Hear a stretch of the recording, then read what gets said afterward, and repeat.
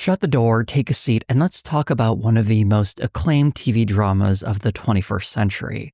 Mad Men is a period piece that's one part character study and one part meditation on how advertising shaped our modern understanding of 1960s America. The series was a critical darling, picking up awards and launching the career of its mostly unknown cast, but its road to getting made was not a smooth one. Oddly enough, it began in the world of sitcoms. Before creating Mad Men, Matthew Weiner was a writer for the Ted Danson-helmed CBS comedy Becker. Although he had a happy home life and had found professional success, Weiner felt unfulfilled. I was like, what is wrong with me? Why am I unhappy? Why is there so much going on in my head that I can't express to other people because it's all awful? Although Weiner isn't sure what drew him to the 1960s, he knew he wanted to write something about that era. I had this idea. I don't know where it came from. I don't know how it developed, about doing a thing set in the 60s. The first piece of research I got in was all about the crisis in cigarette advertising in 1960. For the next 2 years, Weiner would work on this idea, carefully researching the era, and when he finally sat down to write the script, he put it together very quickly. And it came out all at once. It came out in like 10 days. This all happened back in 2001, and when Weiner tried to pitch it to various networks and cable channels, they all turned him down. Reasons included that there was too much smoking, it was a period piece, and Weiner simply didn't have high enough a profile. Going from sitcom writer to showrunner for a drama series is a very big gamble for the channels that would air this program. Around this time, in the late 90s, The Sopranos was changing television on HBO. It introduced what would be called the golden age of TV, where we saw an increase in programs considered prestige television, featuring higher production values, more challenging subject material, and fewer episodes, in many ways creating a more cinematic experience on television.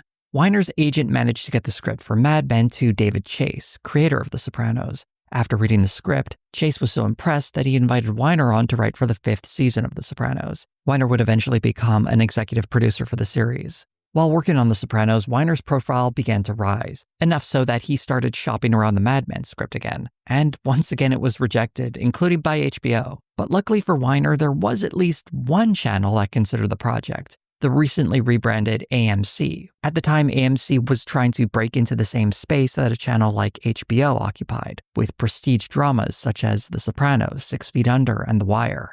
Although at the time Mad Men's success seemed like a long shot, the timing was actually perfect.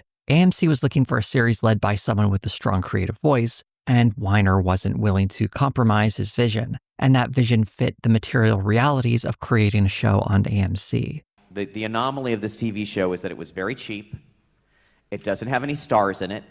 It was on a channel nobody'd heard of. It didn't have a lead-in. We were the only show on the channel. Although the pilot script was strong, Weiner hadn't yet filled out enough of the details to make a whole series. After his meeting with AMC, he decided to flesh out the character of Don Draper a bit more by giving him a dual identity, something he had taken from a script called Horseshoe he had written earlier. The story of the first season is going to be the fact that nobody knows that this man has this identity. Putting together the pilot for Mad Men was a very hectic experience for Weiner. In the book Mad Men Dream Come True TV, Gary Edgerton wrote, Weiner actually cast the program during the fall while simultaneously executive producing the 6th and final season of The Sopranos, which HBO extended from the usual 13 to 21 episodes at the last minute. The casting process for Mad Men was to find unknowns for each role, to help the audience focus on characters over actors, and to keep costs low. The most pivotal role would be its main character, Don Draper. John Hamm was cast to play him. Hamm was very much a long shot for the part. I was at the bottom of everybody's list. I had auditioned and not gotten 7 other projects that year. With some trepidation coming from AMC, it took Matthew Weiner to stand up for Hamm during the casting process to finally get him in the role. Hamm brought a charm and intensity to the character of Don Draper that made him one of the most notable leading men in television. Although Don looks like he walked off a movie screen, his life as a creative director for a mid-tier ad agency is not nearly as glamorous as he makes it look. We have 6 identical companies making 6 identical products. We can say anything we want. Elizabeth Moss was cast as Don Draper's secretary, Peggy Olson. As one of the first people to audition for the role of Peggy, Moss immediately impressed Weiner. Elizabeth, she came in and she did basically exactly what you saw on screen, including a tear dropping off of her face. that I kept replaying on the video and saying, I can't believe this. And I literally, was emotional afterwards. Peggy is the quiet new girl at the Sterling Cooper agency, assigned the challenging role of secretary for Don Draper. She gradually reveals that her talents may lie in a field more creative than typing up notes and cooking up excuses for her absent boss. Are you Amish or something? No, I'm from Brooklyn. Vincent Kartheiser was cast as account man Pete Campbell. One of the challenges for casting Pete was how other actors struggled to play this smarmy guy with any sort of charm. Contemporary males of this age were incapable of even pretending to be charming. Pete is the young upstart at Sterling Cooper, who ironically represents one of the older waves of immigration to New York City. It puts him at odds with Don and other older figures at the agency. Actually, it's a fairly well-established psychological principle that society has a death wish. And if we could just tap into that. January Jones landed the role of Betty Draper, Don's wife. Originally, Betty didn't have much more than a brief appearance at the end of the pilot, but the role was expanded upon when the show was picked up as a series. Originally, Jones had been brought in to read for Peggy. She explains the experience in the audio commentary for the second episode of the first season. But Matt had said something that he said that, I don't know what it was, but he said that there was something about me that wasn't believable as innocent. Looking very much like Grace Kelly, Betty is meant to be the perfect showpiece companion for Don Draper, though behind the facade is a woman who feels a lot of anger towards a life she ultimately finds unfulfilling. Don doesn't like to talk about himself. I know better than to ask. Christina Hendricks was cast as Joan Holloway, the office manager at Sterling Cooper. Hendricks had a roundabout path being cast for the role, first reading for Joan, then another character, Midge, before finally reading for Joan again. When she read for the role, it changed how Weiner saw the character. I thought I would find somebody a little more pointy and kind of a best friend type. And then when Christina came in to read, I said, oh, she's not Peggy's friend. Hendricks' manager actually fired her for taking the role of Joan because it seemed too small, which, in hindsight, was not the best move. Joan was a force on the show. She held the destinies of many of the women, and some of the men, in the palm of her hand. Cologne, but not the cheap stuff. Something European, maybe. You're so specific. You have voices. I have other things. Although technically a guest star in the first season and joining the principal cast in season 2, John Slattery needs to be mentioned here for his role as Roger Sterling. Slattery was brought in to read for Roger, though at the time he was under the impression he was auditioning for Don Draper. I wanted him to play Roger from the beginning, and they told me there was no way he would come in and read for that part. And I said, we'll get him in here. And he came in and started reading Don, and it was a surprise to me, too. After reading the script for the second episode, Slattery was very much on board and happy to continue the role. Roger Sterling is filled to the brim with charisma, armed with a quick joke to get him out of most situations. Behind that exterior is a man out of step with the modern world, yet getting by on the gleam of his smile and the size of his wallet. Did I miss something? No. Don and I talk all the time when you're not around. In fact, we're going to do it right now. Don, shall we? Mad Men is a show so rich in characters that it would be impossible to highlight the casting behind each of them. Brian Batt as Salvatore Romano, Michael Gladys as Paul Kinsey, Aaron Staton as Ken Cosgrove, Rich Sommer as Harry Crane, and Maggie Siff as Rachel Menken would make up the rest of the principal cast for its first season. There were also special recurring roles for Kiernan Shipka as Sally Draper and 1960s movie star Robert Morse as Bert Cooper. Later seasons would add even more characters to the cast. Weiner used his connection with The Sopranos to bring much of the production crew over to help film the pilot for Mad Men. Their influence created the look of the series. The location they filmed at, an office building from 1959, also helped give shape to the workplace setting most of the show would take place in. This setting would later be recreated on a soundstage in Los Angeles when the pilot was picked up to be a series. Mad Men had a deep commitment to creating a believable vision of 1960s America. That is, one that captures the many facets of that era, rather than the idealized version often sold in movies. Weiner took it upon himself to educate many of the writers on the series, giving them huge amounts of research material from the era, and then empowering them to act as producers for their episodes. Writers were involved with casting, location scouting, and other parts of the production process, giving them a lot more influence on how the show was put together. Another piece of the Mad Men puzzle was putting together its iconic opening sequence. Originally, it was going to be produced as a live-action piece with an anonymous businessman jumping out of his office window. But Weiner eventually compromised with AMC, Edgerton described it writing, AMC balked at the literalness of the approach, suggesting a more abstract means of presentation. As a result, Weiner moved more in the direction of animation, working with designers Mark Gardner and Steve Fuller at Imaginary Forces to create what turned out to be the 2008 Emmy winner for Outstanding Main Title Design. The final image of the opening credits became deeply associated with the series, and immediately conjures an image of Don Draper and Mad Men in the minds of viewers, even more than 10 years after it went off the air. The pilot for Mad Men debuted on July 19th, 2007.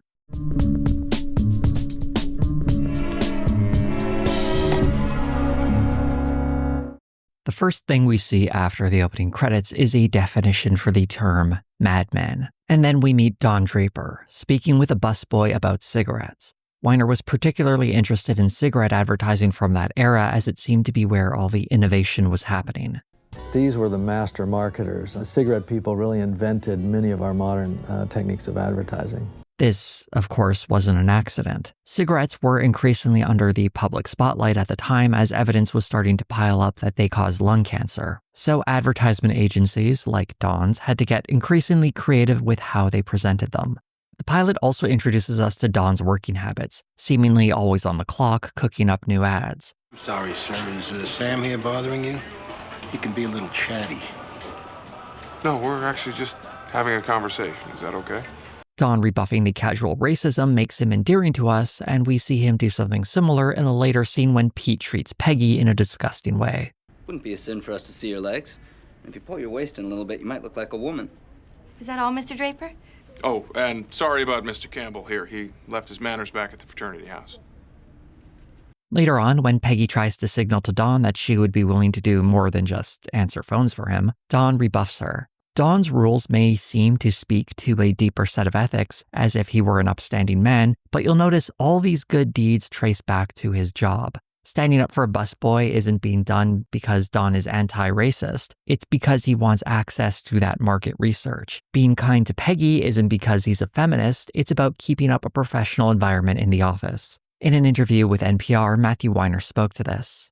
Don is saying to him, this is an office, and you are behaving badly for your goals of achieving success at this office. Early in the episode, we see Don intimate with Midge, played by Rosemarie DeWitt. And then there's some romantic tension between Don and Rachel, played by Maggie Siff. Though it might seem rude to do that while he's with Midge, we learn that Don is behaving even worse when the episode ending reveals he goes home to a wife and 2 children. This should inform us that Don, even when he does things that seem morally good, is not a trustworthy person. It's also a wonderful example of how this portrait of the character is carefully constructed and pays off with a surprise ending that reframes how we see him. The important thing to take away is not just that Don is a bad guy, but that he's a man of secrets. When we meet Peggy Olson, her outfit and hair make her seem like someone a decade out of style, especially compared to the more glamorous and modern-looking Joan. Go home, take a paper bag, and cut some eye holes out of it. Put it over your head, get undressed, and look at yourself in the mirror.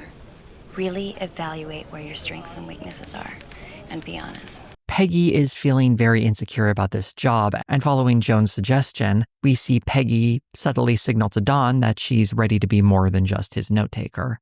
The way these scenes all feed into one another and the interconnected nature of so much of the script is part of what makes it work so effectively. The episode builds on itself as a narrative and a consistent world. All of these characters and these moments interact with one another. It establishes overarching themes, all while being an entertaining piece of television. Another turn towards the end of the episode is Pete visiting Peggy to try and find some redemption for his earlier behavior. You must think I'm a creep.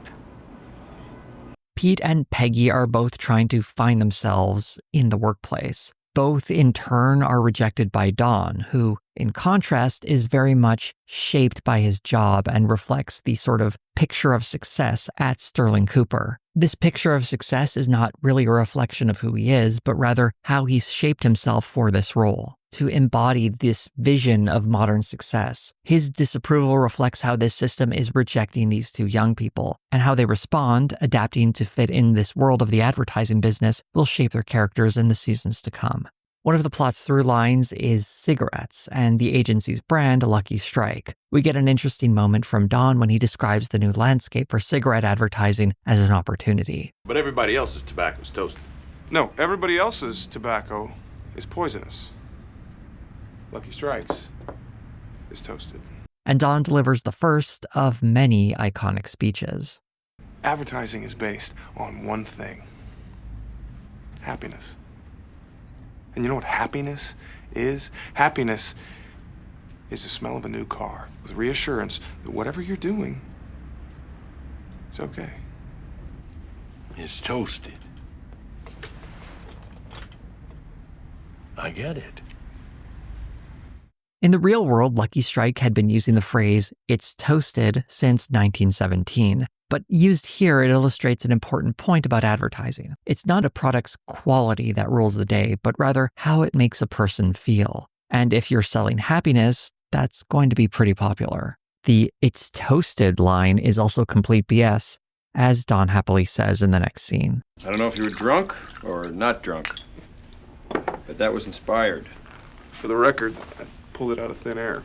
This is another recurring theme of the series and Don as a character, the frequent use of false fronts to help him get what he wants. He's rarely open and honest about himself with the people closest to him, and there's a deep cynicism in everything he does. What you call love was invented by guys like me to sell nylons. You're born alone and you die alone, and this world just drops a bunch of rules on top of you to make you forget those facts, but I never forget. I'm living like there's no tomorrow, because there isn't one.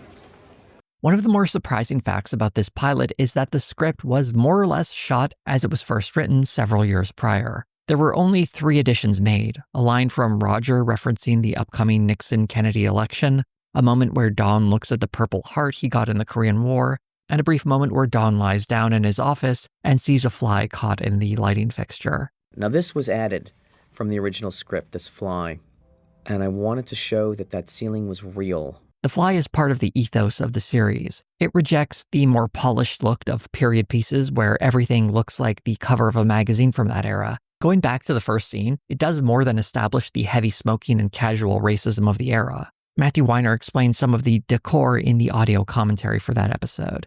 We're in a Art Deco environment, which is not 1960, but I wanted to establish that everything that existed before 1960 still existed.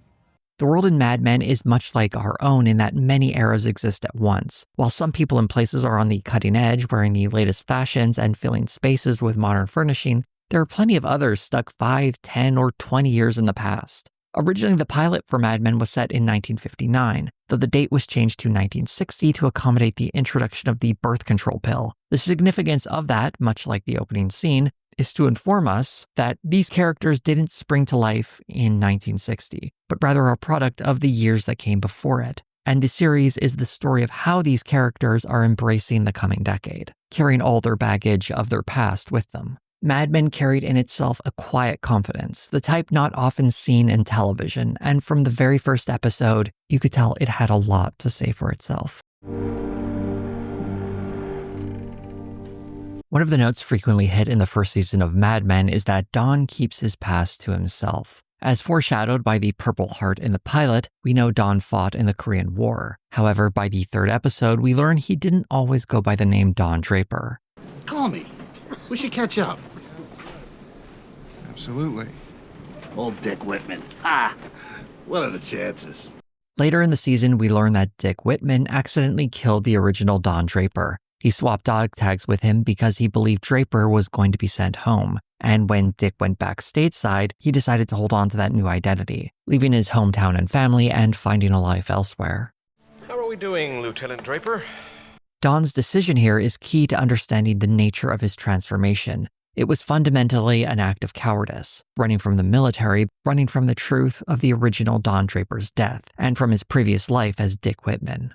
The vision of Don Draper we have at the beginning of the series is an important construction, not just in that it's a new identity, but it's an identity that has been fashioned to reflect an American ideal. He has a lovely family, he's professionally successful, and he's a good-looking guy. Throughout the series, we're constantly reminded of that. For example, there's this line from the 3rd season describing the Drapers. I remember Mona said they looked like they were on top of our wedding cake. Don, as a creation of Dick Whitman, is an attempt to create the ideal American man, in a sense, living the American dream, almost literally, as the Don Draper creation is an illusion, much like a dream. The illusion of Don Draper is reflected in his name. Don, D-O-N, sounds an awful lot like Dawn, D-A-W-N, as in the character is the dawn of a new day for Dick Whitman. But the last name Draper reveals that something is being obscured or covered up with a drape. Don Draper is living proof that the American dream of remaking yourself in a rags to riches story is not so easily realized. Not only does Don still live with a sadness that follows him throughout the series, he also never truly escapes his past, both in his mind and out in the world. In the first season, Dick's younger brother Adam, played by Jay Paulson, tracks him down. I knew I saw you that day hiding in the window in your uniform. I was only 8, but I knew it was you. It was a long time ago. Dick's mother was a prostitute who died in childbirth, and his father died when he was a boy, though not before having Adam with another woman. Dick was raised by this woman and her new husband. Growing up poor with adoptive parents who treated him like crap made it easy for the young man to turn his back on his life as Dick Whitman. But the appearance of Adam represents the nagging pull of his past. Don learns that his adoptive parents have both passed away, and he tries to set Adam away with Bunny to keep him out of his life. Take your own life. I have too much here. Adam later sends Don a box of old photos shortly before taking his own life. When Don finds these photos, he tries to contact Adam, only to realize he's too late to reconnect with his brother. I hate to be the one to tell you this, but he hung himself. What? Instead of destroying them, Don decides to hold on to these mementos, perhaps reflecting a change of heart as he had burned the old photo Adam had given him in an earlier episode. With all his relations dead, it should be a liberating moment. His past has finally been buried. But instead, we see Don experience a sense of loss. It reminds me of a question Adam asked Don when they were first reunited. Who is Donald Draper?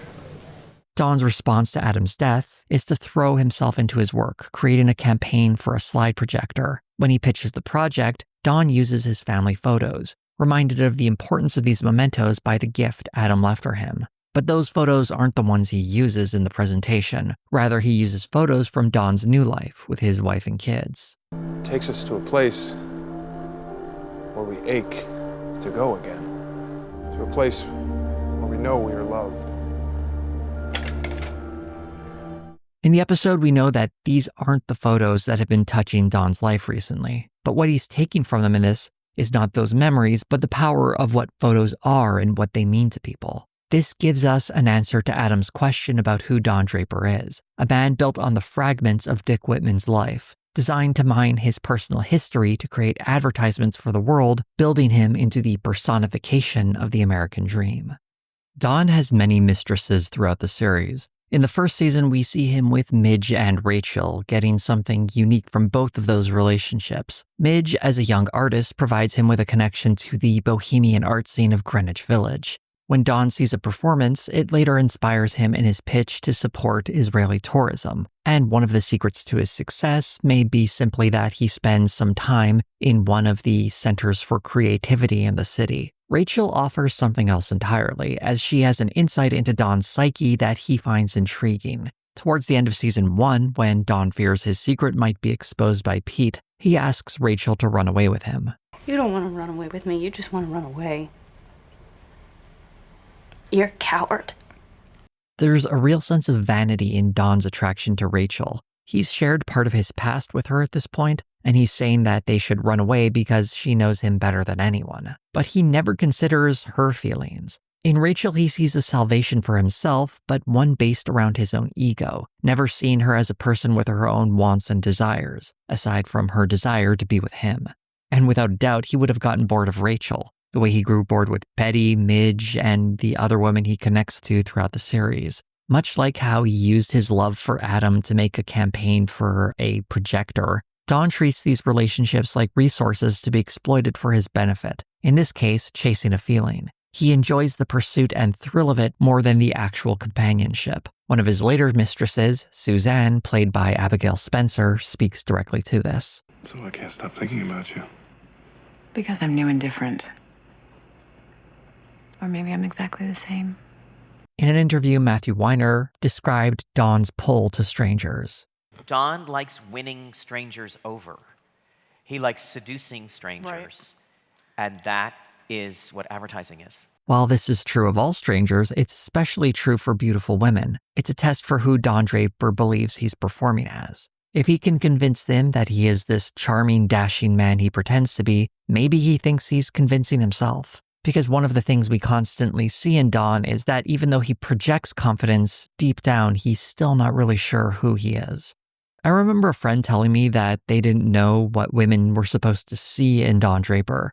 To her, Don Draper just seemed like a pretty face. But that's precisely the point of the character. He was designed to reflect the desires of women, not to embody them. He isn't telling them what to want, but letting them see what they want from him. He has a handsome enough face and just enough charm to let their imagination fill in the blanks and project their desires onto him, coupling with the fact that he is fitting into this archetype of what the ideal American man is supposed to look like. These women have been exposed to the American culture that has reinforced the idea that this is the sort of man they should want, and that's part of the seductive game he's playing.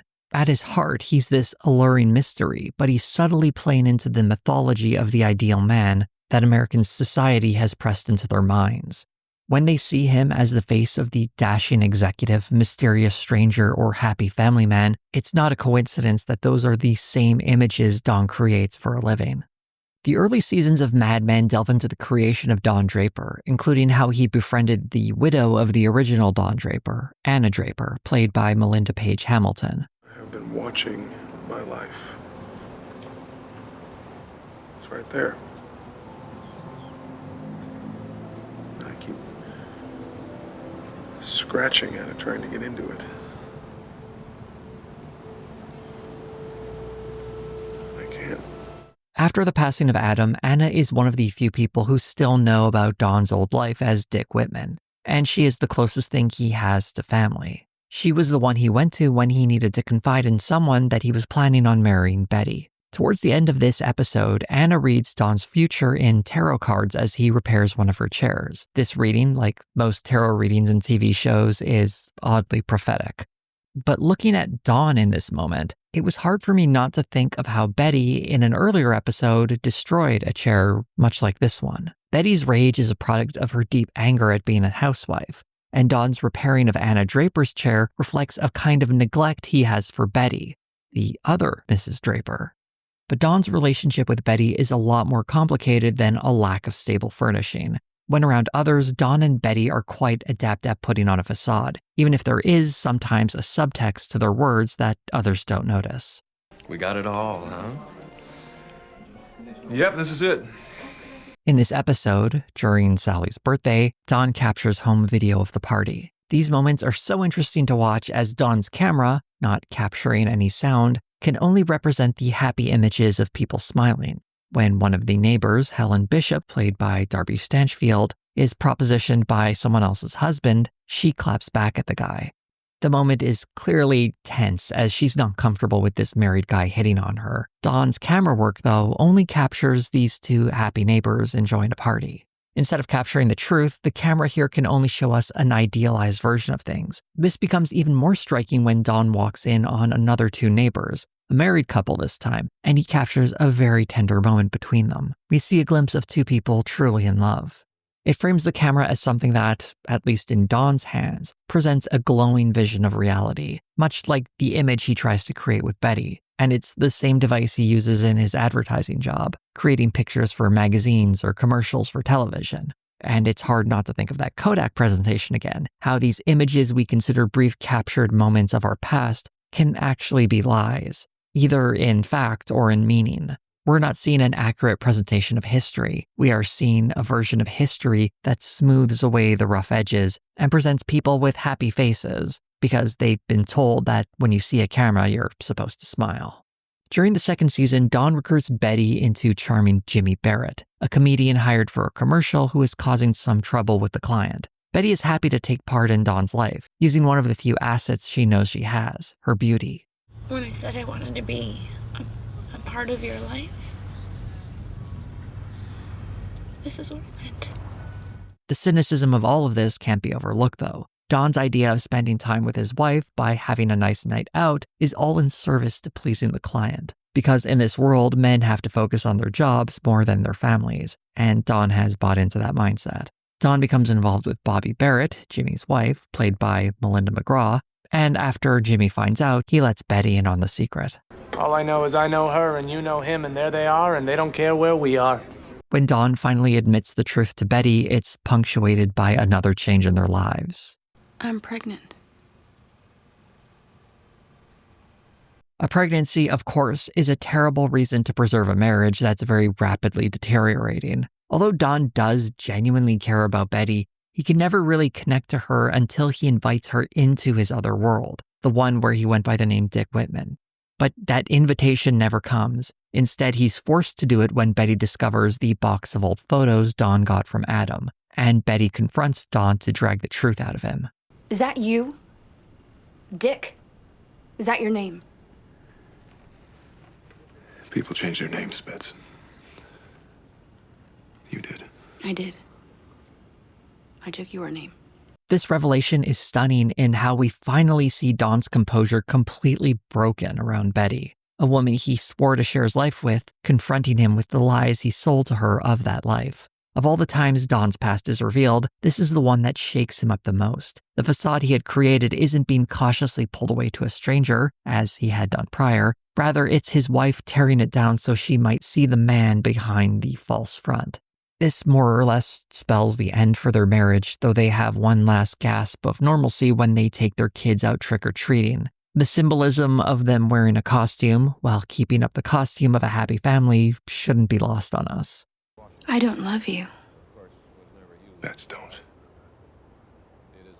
You're distraught. It's true. Don's isolation is one of his own creation, rooted in the falseness of who he is and the maintenance of that illusion he demands the people of his life contribute to. Because he insists so deeply in living this fantasy version of himself, Don can never be more than the superficial image that he pretends to be. Betty can't love a man who isn't really there, and Don's utter selfishness fails to see his wife as anything more than the perfect image of domestic bliss he expects her to be, like one of the women in the ads he creates. It speaks to the deeply controlling nature of him as a character and the power he tries to wield to shape the world around him, not on the basis of dictating it, but by convincing people that this is the perfect life they want, and he's the missing piece to make it happen. There's also this irony that Don creates these images while also being a reflection of that image, even though it doesn't make him happy. It shows that advertising is so successful, it even works on the man creating the advertisements. When Don finally lets go of Betty, it's a real moment of growth for him. Don had spent so much time gaslighting his wife, trying to make her think she was losing touch with reality and that he hadn't cheated on her, oftentimes just yelling and bullying her into submission. All classic traits one associates with a toxic version of masculinity that are available to a husband, and one that was especially socially reinforced in the 1960s. But to finally let Betty go, Don gives himself the opportunity to be more than the image he created for himself. I want you to know I'm not going to fight you. Thank you. This is only the end of the third season, though, and it would remain to be seen if Don would learn how to start anew in a more honest way. Mad Men was a critical darling upon its debut. Its first season won both the Emmy and Golden Globe Awards for Outstanding Drama Series, a feat that it would repeat for its second and third seasons, and then one more win at the Emmys for its fourth. Numerous publications declared it one of the best shows on television, and it seemed poised to be one of the next big TV hits. The ratings for the series weren't quite so ecstatic, though. Its first season averaged over 900,000 viewers, and while it would climb in future seasons, its highest average for season 5 only reached 2.6 million viewers. In comparison, the highest-rated show in Mad Men's debut season, American Idol, was viewed by over 30 million people. However, it is important to look at Mad Men's ratings in context, being on a lesser-known cable channel that didn't have the reputation for airing original drama series. Relative to other programming on the channel, Mad Men was a huge boon to AMC. We got like a 0.9 or something on the pilot, which is a 900,000 person audience, which is not huge, but AMC had a 0.1 in that time slot before that, so it was a 900% increase. Although not the ratings juggernaut of some other shows, Mad Men became a fixture in public consciousness through its appearances in other media. Parody openings on The Simpsons, Jon Hamm hosting Saturday Night Live, and Mad Men segments on Sesame Street are just a few examples. Even for people who had never seen the series, Mad Men very much existed in the public consciousness. Mad Men also put AMC on the map as a channel. It suddenly became a destination for prestige dramas. Bryan Cranston has said in the past how seeing Mad Men before it premiered helped quell his concerns about starring in Breaking Bad. Your show would follow this pattern, this kind of level of quality. And I watched the pilot episode and the second episode of Mad Men. And that's all you have to see. I mean, that show was fantastic. The 1960s housewives are portrayed as living a life of domestic bliss through service in the popular media of that decade. More modern interpretations have presented this housewife as a more morose character. Betty Draper certainly has sadness in her as well, but she also carries a lot of rage. And one undeniable part of her experience is how lonely she seems to be. We need to consider, though, that when we look at Betty Draper and the Draper household, is that regardless of how mythologized this period in American history was, it was actually a very strange dynamic. If you look at family trends, it's really very unique. It was the absolute height of this breadwinner homemaker model of family arrangements, which never existed in the same way before or after.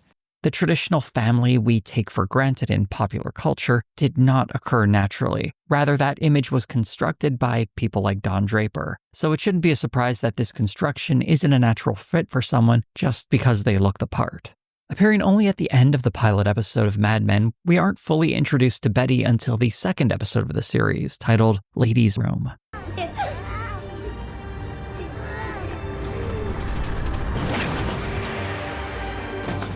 Betty's hand shaking reflects a restless misery she has, one she goes to therapy for, only for the therapist to inform Dawn of everything she says. This is showing us that institutions of this era are utterly captured to serve the interests of men. The irony of this is that Betty probably wouldn't need a psychiatrist if Dawn simply listened to her. Sally could have survived and gone on living with this horrible scar on her face and some long, lonely, miserable life.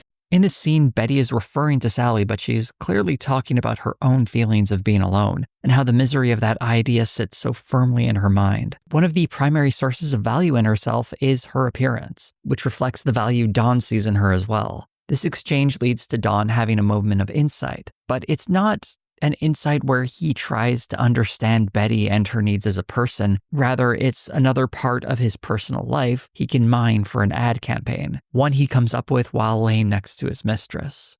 What do women want? Any excuse to get closer. Dawn does later take Betty out to dinner afterwards, but that isn't the sort of intimacy she was looking for. He's simply using his wealth to show her a good time instead of providing Betty with a real ear to listen and consider her problems as a person. But Dawn only sees Betty as an answer to his problems, specifically related to his job, which he makes clearer in another episode. You know everything about me. I use our life all the time in my work. They pay me for that. This is Betty's situation when we first get to know her in these earlier seasons. Someone trapped by her husband, struggling to find some identity of her own, aside from her relation to the man she's married to. Even Dawn's nickname for her is Birdie, which makes you think of a bird trapped in her cage, singing just for him. It's all I think about. Every day. Your car coming down the driveway. In one moment, she speaks wistfully about her time in her life when she lived with her friends in the city, trying to make her modeling career happen. It seems like one of the few times she was genuinely happy. I was a model when I met Don. A model in Manhattan? Yes. It was exciting. She also describes her time being a model in Italy and how wonderful and fun it was for her, a whole adventure. And she seems sad that that part of her life came to an end so quickly. Before she had time to figure out her own life, she was in one not of her own making, but rather the one expected of her by society and by Dawn. What she needed most was the space to figure out what she wanted out of her life. In an iconic moment from the first season, Betty takes out her frustrations on an annoying neighbor by shooting at the pigeons he keeps as pets.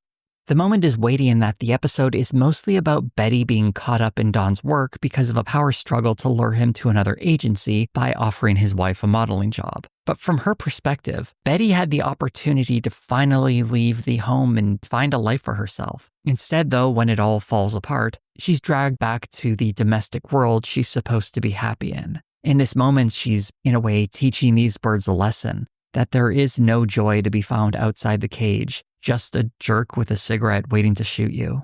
One cute bit of trivia about this moment is that it was actually taken from the real life of one of the writers. It was actually my mother who shot the pigeons. That's directly from my childhood. Our golden retriever ran in a neighbor's yard, grabbed one of his pigeons. He threatened to shoot the dog, and my mom just took a little BB pistol that we had for keeping rabbits out of the vegetable garden, just stood at the end of the driveway and just started shooting at the pigeons. As I discussed earlier in the section about Don, things in this marriage fall apart, particularly when Betty finds out about him cheating on her and later his secret identity. But that's just from Don's perspective. For Betty, this marriage has been suffocating her for a lot longer. The moment where Don admitted the truth, finally letting Betty know that she wasn't crazy for suspecting him for cheating, is very important to her. I'd do anything I could to undo what happened. What happened? I was not respectful to you.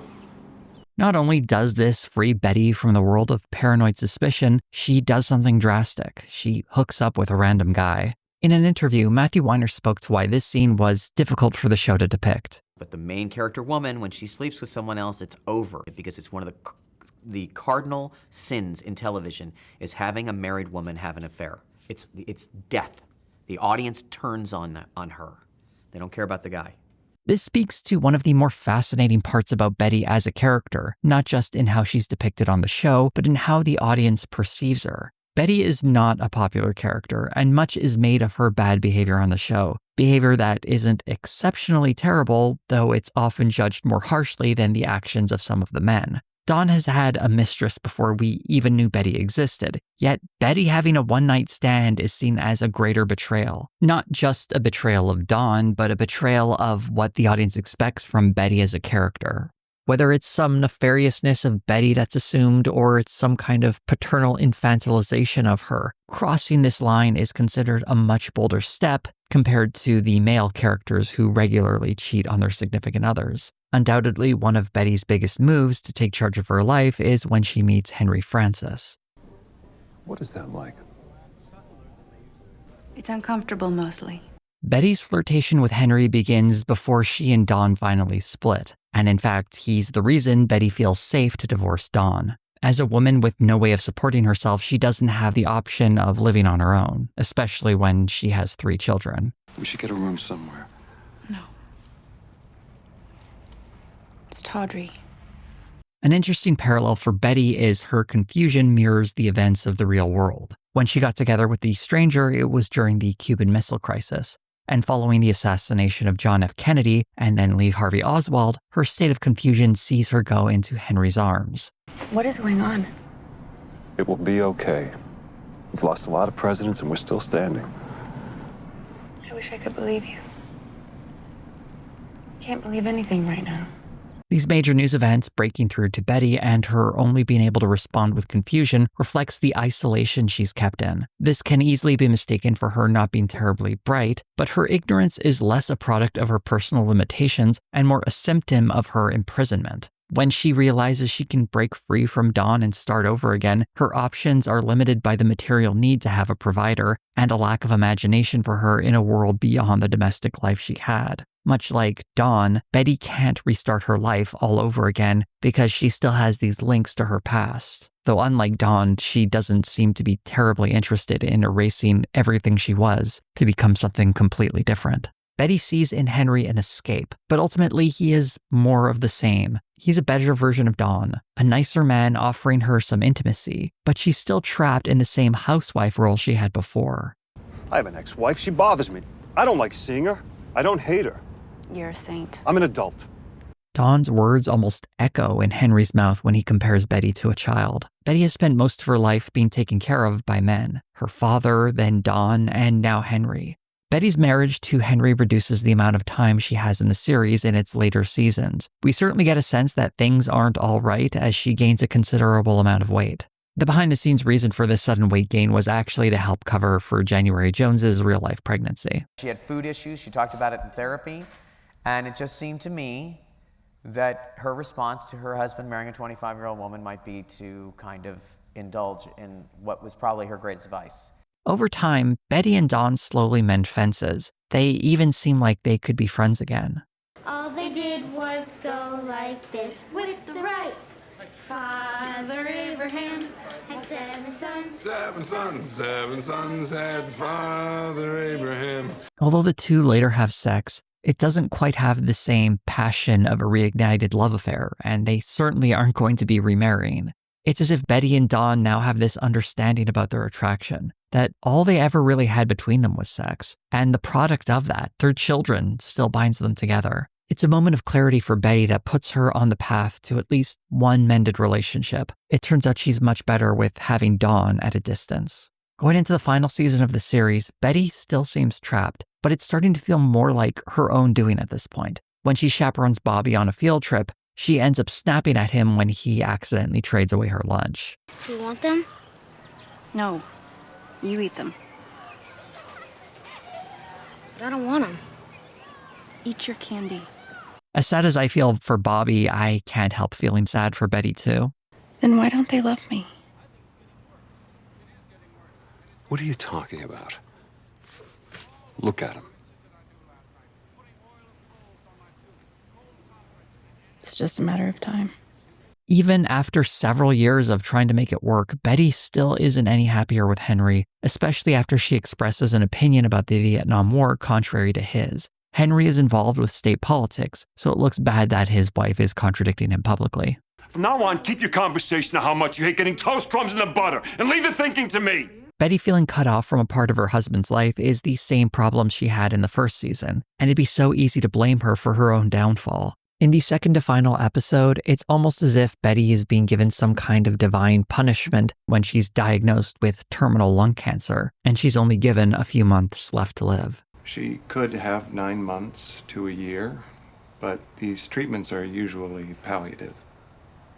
The final season seems to be judging Betty as a character. Even Matthew Weiner has some harsh words to describe her. It's literally an outlook on life that you are a good person and you are trying your best and you always think about other people and you're always trying to figure out what works best for other people and do the right thing, and no one else in the world is ever doing that. In an interview with the Associated Press, we see January Jones express some frustration with how the character is perceived. They judge her more harshly than anyone else, and so the mistakes that she makes and when she flounders are more criticized. Betty's biggest mistake was marrying Dawn, not simply because she lost her one chance to be an independent woman in the context of the show, but because for those of us watching, it forever tied her to the beloved flawed protagonist. We see episode after episode of Don feeling every emotion, but sadness weighs so heavily on him. His flashes of decency and humanity, however they may be motivated, make him someone you want to root for in spite of his failings, because we want to believe he has the capacity to do better. As his wife, Betty is often presented as an opposing force and a symbol of his failure. Even though she doesn't stop him from being a better person, she is nonetheless someone who butts heads with him, and her own imperfections sometimes limit his ability to grow too. We simply don't have the same access to her the way we do to Dawn in the series, making it harder to form a strong bond to her, even though the two of them are often paired together. Because this show ultimately isn't really about her. In the later seasons, we see less and less of her, with only her brief appearances reminding us that she's still miserable.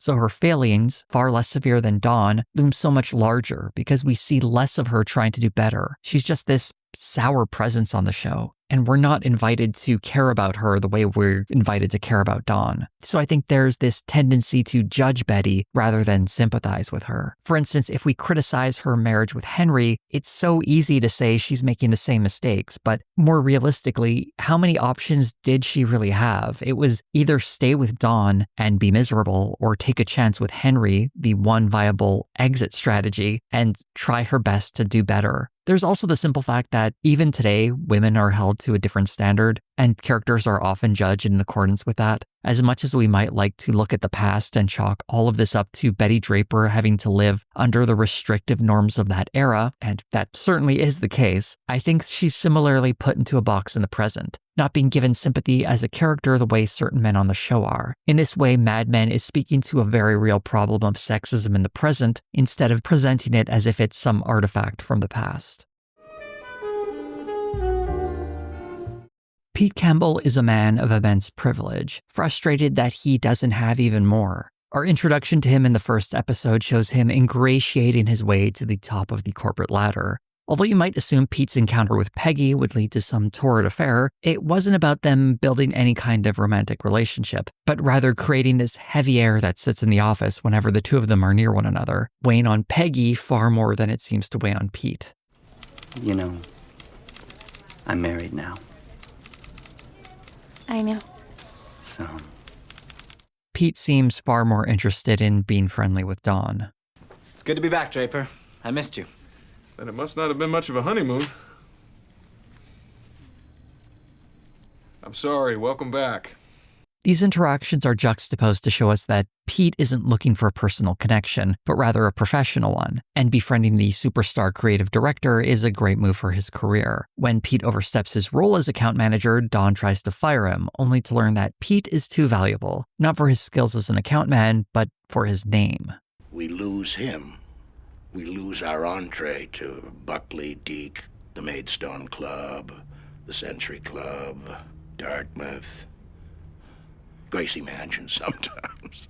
As an account manager, Pete's job is to manage personalities. But more than just a profession, Pete's whole life is built around connections. His family comes from old money in New York, and he's connected to a number of important families that live in the city and control its various industries. From the beginning of the series, we can see just how deeply this family's legacy has been drilled into him. When Pete goes to his father for help with buying an apartment in the city, he's rejected, and he gives us a taste of his entitlement and where it comes from in this exchange. why is it so hard for you people to give me anything? We gave you everything. We gave you your name. And what have you done with it?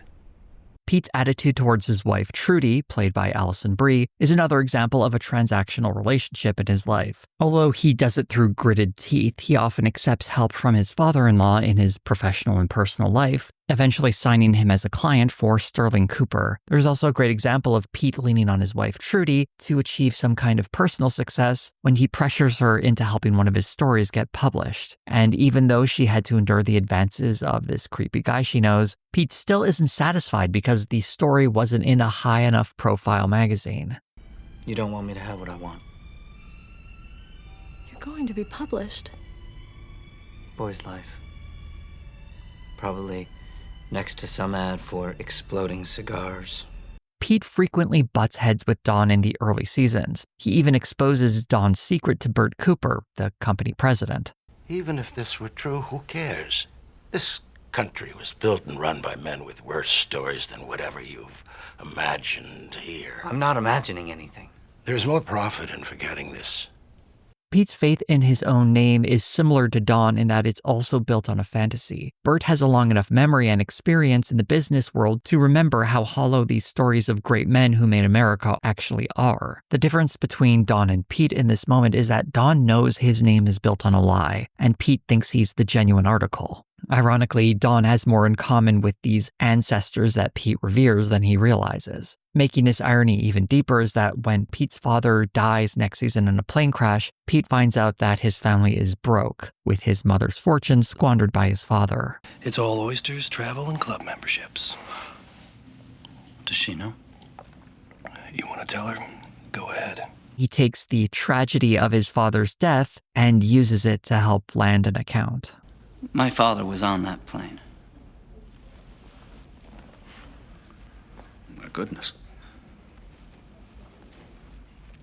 Sorry to hear that. Yes, well, it's a horrible thing. Hopefully something good will come of it.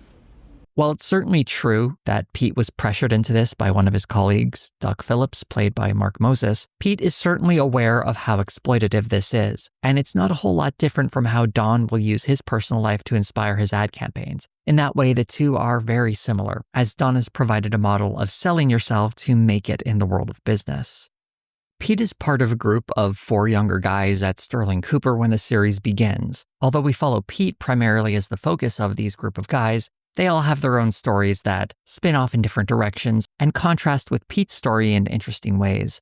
There's Pete's fellow account executive Ken Cosgrove, Paul Kinsey in creative, and Harry Crane, initially an account man, but very quickly he becomes the head of the television department. Harry is an interesting counterpoint to Pete in that he becomes a major player in the agency through the good fortune that no one in the first half of the 1960s took television seriously. I think that we should have a television department. All the other agencies have them. And I think I should run it. You are now the head of the television department, which is comprised solely of you. Anything else? A guy who is nervous, awkward, and prone to putting his foot in his mouth, nonetheless climbs so high in the company that he's nearly made a partner. On the other hand of fortune, Paul is left behind in season 3 when Don decides he isn't worth bringing along when the company is rebuilt. He pretty much vanishes from the show afterwards, only to appear in season 5 as a Hare Krishna follower who Harry sends to California out of pity because Harry slept with the woman Paul was in love with. Ken, on the other hand, is more interesting, particularly as a rival to Pete. Both are account men through most of the series, yet Ken seems to have an unusually easy time landing accounts. Not only that, but as a published author, he's clearly got creative talent that Pete wishes he had. Cosgrove here got a story published in the Atlantic Monthly. You're kidding. Ken and Pete are put in direct competition to be head of accounts, and we get a good example of the kind of guy Pete is. They want us to hate each other. I refuse to participate in that. Very nice. Very, very nice.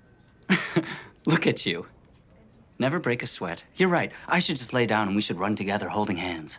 Ken is a genuinely nice guy, and he seems to have a soulfulness to him that lets him create some beautiful art. But in contrast, Pete is small and petty, uninterested in sharing the spotlight with anyone. Over time, though, we see Ken made increasingly bitter as Pete gets the higher-ups to pressure Ken to give up his literary ambitions out of fear that it would take away his attention from business. When Ken is eventually fired, he spitefully takes a job at Dow Chemical, an account he secured because of his father's connection to it, and suddenly finds himself as a client for the agency, and he uses that position to torment Pete.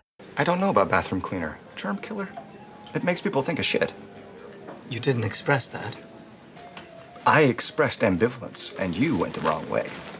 Ken's journey is a product of the corporate world they both work in, one that encouraged competition for a higher place in the company. It's a recurring theme throughout the series, as many other characters are pushed out by someone with more ambition and sometimes less morals. And Pete has the appearance of someone ambitious, but his ambition is a special kind because it's not out of a desire to better himself, but rather place himself in a position he believes he already deserves. That kind of confidence is something he gets from a family that raised him to think he was better than others. Why does it always have to be like this?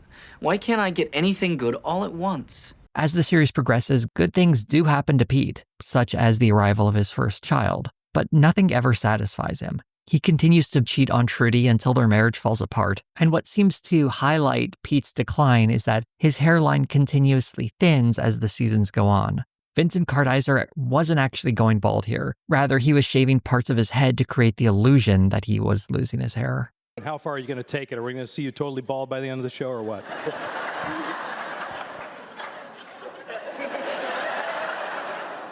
I don't know how far we're going to take it. I do know we can't take it much further. In the later seasons, there's a real irony of Pete becoming more like Don, but he seems less aware of the forces changing him. I have nothing done.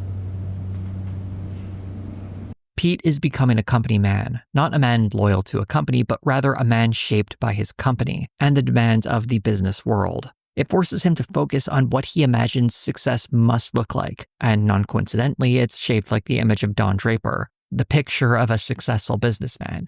When Pete's mother is lost at sea and Pete suspects her caretaker has murdered her, he decides there may be better things to do than pay to bring them to justice. In this scene, he's talking to his brother Bud, played by Rich Hutchman. She's In the water. With Father.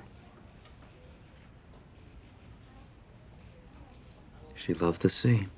By the time the 7th season rolls around, Pete's lineage is a fun punchline, specifically when it comes to keeping his daughter out of a prestigious preschool. His clan took advantage of the gift of hospitality and murdered my ancestors while they slept. The king ordered it! Unlike Don, though, Pete never completely lets go of his past, nor does he really seem to want to, at least not when they can help him. In the penultimate episode of the series, Pete is offered a lucrative job with a company that specializes in private jets. Part of the appeal of Pete in this role is that he went to the right school and has the right sort of background this company is looking for. Basically, he's a wealthy white guy from the right family. And the more he runs from the job, the more they seem to want him, until the offer becomes irresistible. Pete attributes this to having some kind of charmed life as he reunites with his family and they move to Wichita, Kansas. We're not even through half our lives. And even if we are, we're entitled to more. Of what? Then we're entitled to something new. The truth is, Pete's charmed life is just that he happens to come from the right family, and it shows how second chances are less an act of providence than they are of privilege. Pete has another shot of happiness thanks to his background, though aside from more money and getting away from the temptations of New York City, I'm not entirely convinced it's going to be the happy ending the show suggests it'll be. Though undoubtedly, if he gets into trouble again, he'll probably have the chance to recover. One of the nice things about money and privilege is that when you fail, it's a lot easier to try again. A lot of people notice in Mad Men that there is a lot of heavy drinking and smoking, which is very much a reflection of that era. At the time, the science of smoking was well known, and drinking and driving clearly can have some dangerous consequences. But nonetheless, we see pregnant women enjoying cigarettes and characters drinking to excess fairly regularly. Any sensible viewer can see images like these and make up their own minds about how good an idea it is to smoke or drive drunk. The show doesn't feel the need to make any sort of overt commentary on any of this. It's all treated as self-evident. This is also true with more contentious issues, such as the openly hateful attitudes of characters living in the 1960s. In an interview, John Hamm mentioned how this was an attempt to capture that era. We try to portray it as realistically as possible. I mean, these things, these attitudes were around. They were present. And undoubtedly, it was a lot easier to be openly racist or sexist or homophobic in that decade than it is today. These sorts of attitudes are a constant background hum in each episode of the series, never quite being the focal point, but certainly always there. As an early example, the first season has several insensitive remarks about Jewish people, but this is only because Sterling Cooper is trying to get Menken's, a Jewish-run department store, as a client. And in the same season, we also see them trying to get the account for advertising Israel as a tourist destination. In later seasons, there's a lot less discussion about the Jewish people because, for the folks at Sterling Cooper, it's an out-of-sight, out-of-mind situation. The impact of most forms of discrimination is only lightly commented on because, in the world of advertising, dominated by straight white men, they simply don't feel that impact. In the season 5 opener, the very first scene features a group of civil rights protesters being pelted with water bombs from guys at an ad agency, something apparently taken from a real news story. This is John Hamm from the audio commentary for that episode. This was a page 1 article in the New York Times, so it actually did happen. The agency these guys belonged to was a rival of Sterling Cooper. And when the people we all know at Sterling Cooper take out an ad to mock their competitors as if they're more welcoming of the Black community, it's inadvertently understood as a job listing, which pressures the agency into hiring a Black employee, Dawn Chambers. That's D-A-W-N, not to be confused with the way Don Draper spells his name. She's played by Tiana Paris, and she becomes Don Draper's secretary, and then the eventual office manager at the agency. Although Dawn is a minor character in the series, her presence is a rare glimpse into the world outside the white people in advertising. We see that Dawn is not only exceptional as a secretary, especially compared to some of the other secretaries that Don Draper has had, but Dawn Chambers also works under the assumption that she could be fired at any moment. While women of the series are often presented as having to work twice as hard as the men to achieve similar standing, for a Black woman like Dawn, she needs to work even harder than that. Even with her regular appearance, the series still largely keeps clear of any deeper stories about civil rights, and moments like the assassination of Martin Luther King Jr. are largely experienced by Black characters through their reactions. When the series does explore these topics, it's usually to show us how white people simply don't know how to deal with these issues.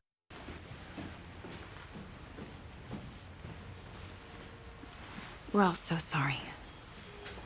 The moments where white people get up in arms about racism aren't much better. You don't think I'm upset about that man being shot? Only because it's costing you, you pig! It's costing all of us! Pete being upset about Dr. King's death is probably the most shocking part about that whole exchange. Otherwise, it's two white guys centering themselves about how much they care about civil rights, in spite of spending 5.5 seasons barely mentioning it. Pete was quite willing to discuss the black community in season 3 when he saw an opening to market a product, though. A Negro ad and a white ad. So, Campbell, you're making twice the ads for us now. No. Do them together. Integrated. I don't think that's legal. Pete's commitment to civil rights reflects a desire to do business. This captures the primary concern of advertising when it comes to social justice. Irrelevant unless there's profit to be had. It's impossible to discuss how race was depicted on the show without also mentioning the infamous episode in season 3 titled My Old Kentucky Home. The episode features a brief scene where Roger, in blackface, is serenading his new wife. This scene is meant to be an example of how these rich white people are partying in a private event like they live in the 1920s, and how, even in the 1960s, this all seemed horribly out of touch and racist. When Mad Men was put on streaming services, it included a disclaimer regarding this episode, explaining that the use of blackface was part of the show's commitment to historical accuracy and the desire to show the bigotry that was present in that era. However, in 2024, when the series made its way to Netflix, the episode was pulled, only to be added a few months later following the backlash from fans. Interestingly, if you listen to the DVD commentary for the episode, creator Matthew Weiner explains that the backlash when the episode first aired in 2009 wasn't so strong. My surprise about this scene is that people were not more offended by it.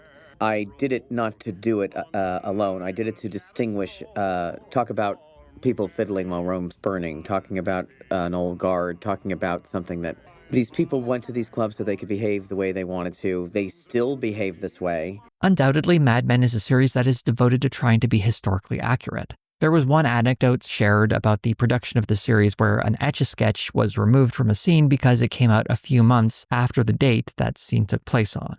And Roger's blackface serenade was something that was certainly happening in private functions in the 1960s. However, if this episode were made today, it's hard to imagine this scene being included, and it likely would have gotten more backlash as blackface in particular has been criticized more broadly in recent years. Personally, I'm not really a fan of this moment, although removing the entire episode seems very drastic, especially considering the context of how it's used in the series and how much more is lost as a lot of other important stuff happens in this episode. A disclaimer is probably the best choice for a series that is frequently steeped in this kind of insensitivity already. Mad Men's commentary about race is mostly about how clueless white people are when discussing it, living in a time when they had the luxury to ignore it if they wanted to. The inclusion of the blackface scene reflects a similarity in the present, that the show could afford to make such a bold choice. Salvatore Romano, played by Brian Batt, is a closeted gay man who demonstrates the challenge of being gay in this era. The show only vaguely references Sal's sexuality in the early episodes, like this moment in the pilot. My neighbor posed for that. Believe me, he always looks very relaxed. It becomes a little more explicit later in the first season. What are you afraid of? Are you joking? Sal's story never stops being sad. Although he eventually finds a wife and treats her kindly, the show not so subtly demonstrates that she gradually suspects that something might be up with him. He sort of pushes her shoulders together and leans over with the can, and she smiles. Hello, patio. Sal's kindness to his wife is also a kind of cruelty. She wants a husband who will love her and not just be her friend, and to present himself as being more than that, when he clearly can't, traps her in her marriage where she'll never be fully happy. Although Sal is eventually discovered by Dawn, he decides to keep that secret, more out of professional courtesy than any concern for him as a person. Limit your exposure. When an important client makes a move on Sal, though, and he turns him down, the client pressures the agency to fire him. Sal, you're fired. Are you serious? Lee Garner Jr. wants you fired. And we can see what kind of ally Dawn really is. I guess I was just supposed to do whatever he wanted? What if it was some girl? That would depend on what kind of girl it was and what I knew about her. You people. After Sal is fired, we never see him again, something that has been brought up in interviews with Matthew Weiner in the past. Though he explains that since the show is set in the professional space, he liked the idea of someone being fired and then vanishing forever. I love the fact that that guy getting fired was permanent and that it stood there for the rest of the series, that people knew that if you got fired, you basically weren't in our world anymore. There were several other gay characters who would appear on the show, such as Joan's sad roommate or the enigmatic Bob Benson, though none of them quite stood out the way Salvatore had. In the 1960s, women didn't have many options to stand independently of men. In a documentary that was produced for the second season DVD set for Mad Men, it was described like this. We have the idea of the sacrificing martyred mother because that's a cherished notion in a patriarchy. The more patriarchal the culture, the more likely for us to be told that the good woman is one who has no needs of her own. When we first meet Peggy Olson, she's starting her new job as a secretary at Sterling Cooper, a job that consists of caring for men, both professionally and in many cases physically. At the end of the first episode, when she puts her hand on Dawn's, it suggests she's willing to make that sacrifice as well. But Dawn's commitment to not screw around at the office lets her off the hook from having to be that kind of secretary for him. One key thing to know about Peggy is that, while she's naive, she's not stupid.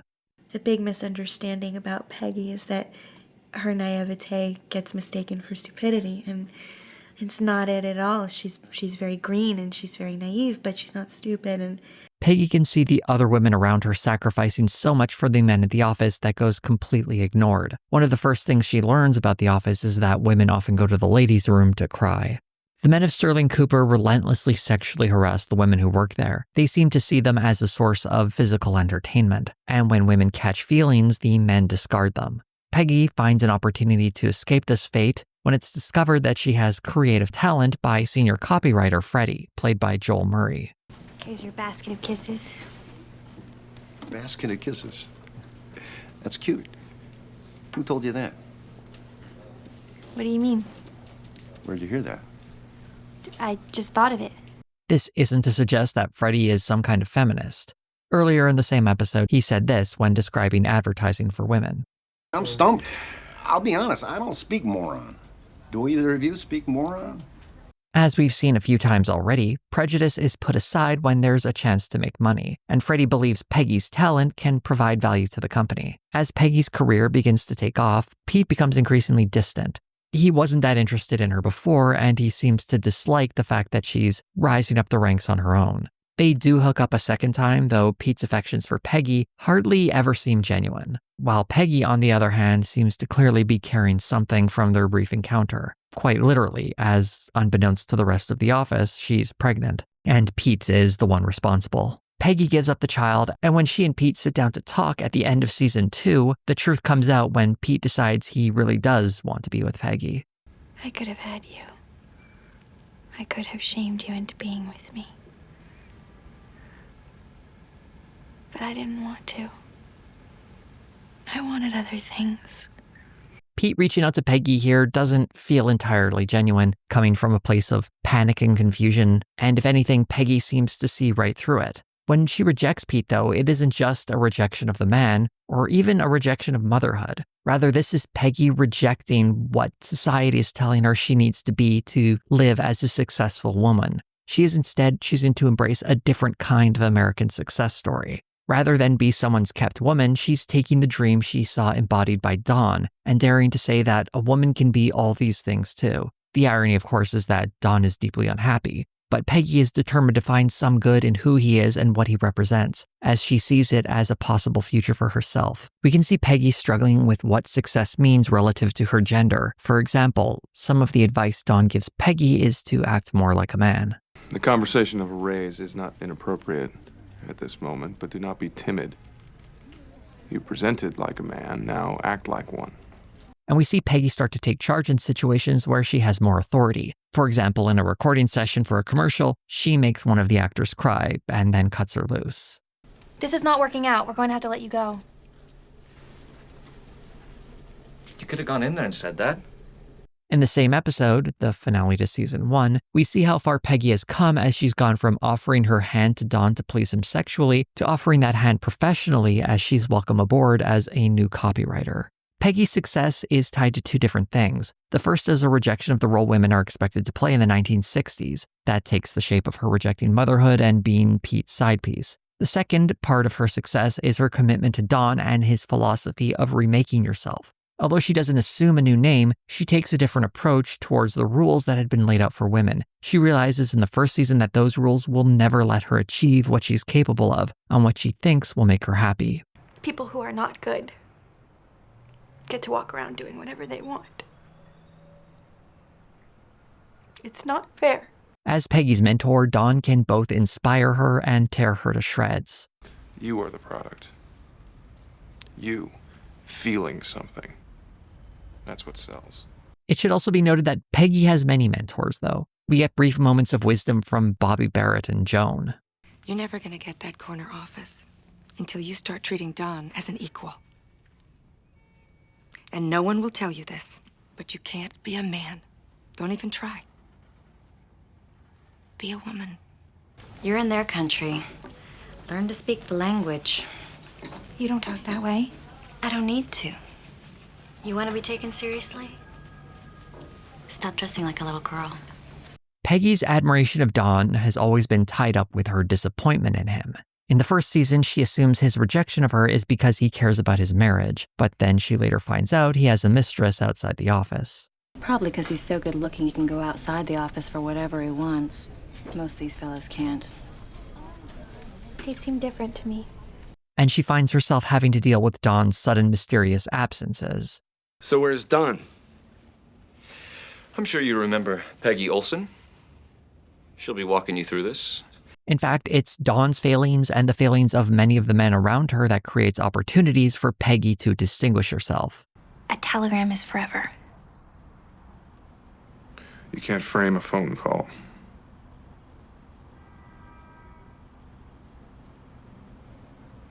My God.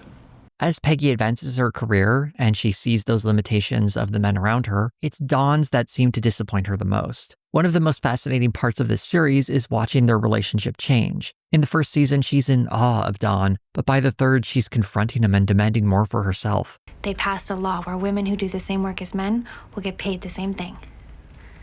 Equal pay. It's not a good time. It's not a good time for me, Don. Every time I turn around, you got your hand in my pocket. You want a raise. You want this account. Put your nose down and pay attention to your work, because there's not one thing that you've done here that I couldn't live without. As Peggy starts pushing harder and harder against Dawn's oppressive work style, things come to a head in the fourth season episode, The Suitcase. As a bit of backstory, the fourth season included a subplot of Dawn's success with an ad for a cleaning product called Glow Coat. He wins an advertising award for it, and Peggy is frustrated because she believes she deserves some credit for it. The Suitcase is an episode where Dawn demands Peggy stay late at work to create a pitch for Samsonite luggage, when Peggy already had plans with her boyfriend. Dawn's demands ruin her night as the two become increasingly hostile, and Peggy brings up her frustration over not getting credit for the Glow Coat ad. It's your job. I give you money, you give me ideas. And you never say thank you. That's what the money is for. This moment is pivotal, and Peggy crying in the ladies' room harkens back to the first season, and how Peggy had resolved not to be one of those girls who cries in the bathroom because of her boss. And now that's exactly where she is. The situation obviously isn't exactly the same. That would be ignoring all that Peggy has done to build up her career, but ultimately she still lives in a society dominated by men, and that's what this reflects. Her male boss can still leave her in tears. As the night progresses, the two start to cool down and they begin talking to one another, not as a boss and as a worker, but as two people. You know what? There's a way out of this room we don't know about. In the context of the show, he's talking about a mouse they had just seen, but the subtext here is that Dawn and Peggy are both looking for a way out of the office, a way out from being defined by their work. When a phone rings, Dawn suspects it's news from California. Anna Draper is dying and he doesn't want to hear the bad news. When they leave the office, they carry their own suitcases with them. Peggy notes how Don has been falling apart recently, including hooking up with his secretary. Don, of course, has a card of his own to play against Peggy. You don't want to start giving me morality lessons, do you? People do things, right? When Don finally hears the news about Anna passing away, he falls to pieces, and Peggy offers some kind words. The only person in the world who really knew me. That's not true. The episode ends with a more direct callback to the first episode. This moment means so much because it's Don expressing a need from Peggy, not just to pitch him campaigns or provide good copy. He needs her as a friend. One of Peggy's primary struggles throughout the series is figuring out how to be a woman in a world dominated by men, and her relationship with Don is the first real step in that space. He won't let her be his tawdry affair, and helps keep her going when she isn't interested in becoming a mother. But this could be understood simply as Don wanting her talent to make his work look even better, like with the Glow Code ad. Peggy has to start advocating for herself and pushing back against Don for his temperamental behavior and his unwillingness to share the spotlight. By taking the time to get to know him beyond the facade he projects, Peggy has found in Don actual friendship. And perhaps that's the answer to how men and women can learn to live happily together, learning how to see beyond the stereotypes and biology to become friends. This would not be the final word on the relationship between the two, but it's a wonderful picture of how their relationship has developed. And fascinatingly enough, this episode is at the exact end of the first half of the series. As Peggy moves forward, we see her career continue to take off, giving her greater responsibilities at the office. In spite of that, she still feels insecure, like when the company hires Michael Ginsberg, played by Ben Feldman, and she feels threatened by his talent. No girlfriend, no family. I will live here. And you're like everyone else. I've never been accused of that, but I really am trying. Peggy starts becoming even more aggressive and assertive, and it's hard not to see Dawn in her attitude. I'm sorry, I'm not a word person like you people. Sure you are. And your words are always, I don't like it. Eventually frustrated that she doesn't have any room to grow, Peggy decides to go to a new agency. Let's pretend I'm not responsible for every single good thing that's ever happened to you. And you tell me the number, or make one up, and I'll beat it. There's no number. You know this is what you would do. And they touch hands one more time. This may be making Peggy look like she's obsessed with work, and while she mostly is, she did have a few romantic interests outside the office, probably most notably Abe Drexler, played by Charlie Hoffheimer. He's a journalist and also cool as hell. And all these corporations just throw their money at everyone to keep the status quo intact because the people outnumber them. Abe can also be a bit of a dick. All right, Peggy, we'll have a civil rights march for women. The women's liberation movement actually did borrow quite a bit from the civil rights movement, so he's wrong to be so flippant. But that's the irony of being on the right side of history on one issue, but not having the perspective to see the whole picture, something all of us can probably say about ourselves to one degree or another. Peggy and Abe date for quite a while, though it eventually ends after Peggy accidentally stabs him.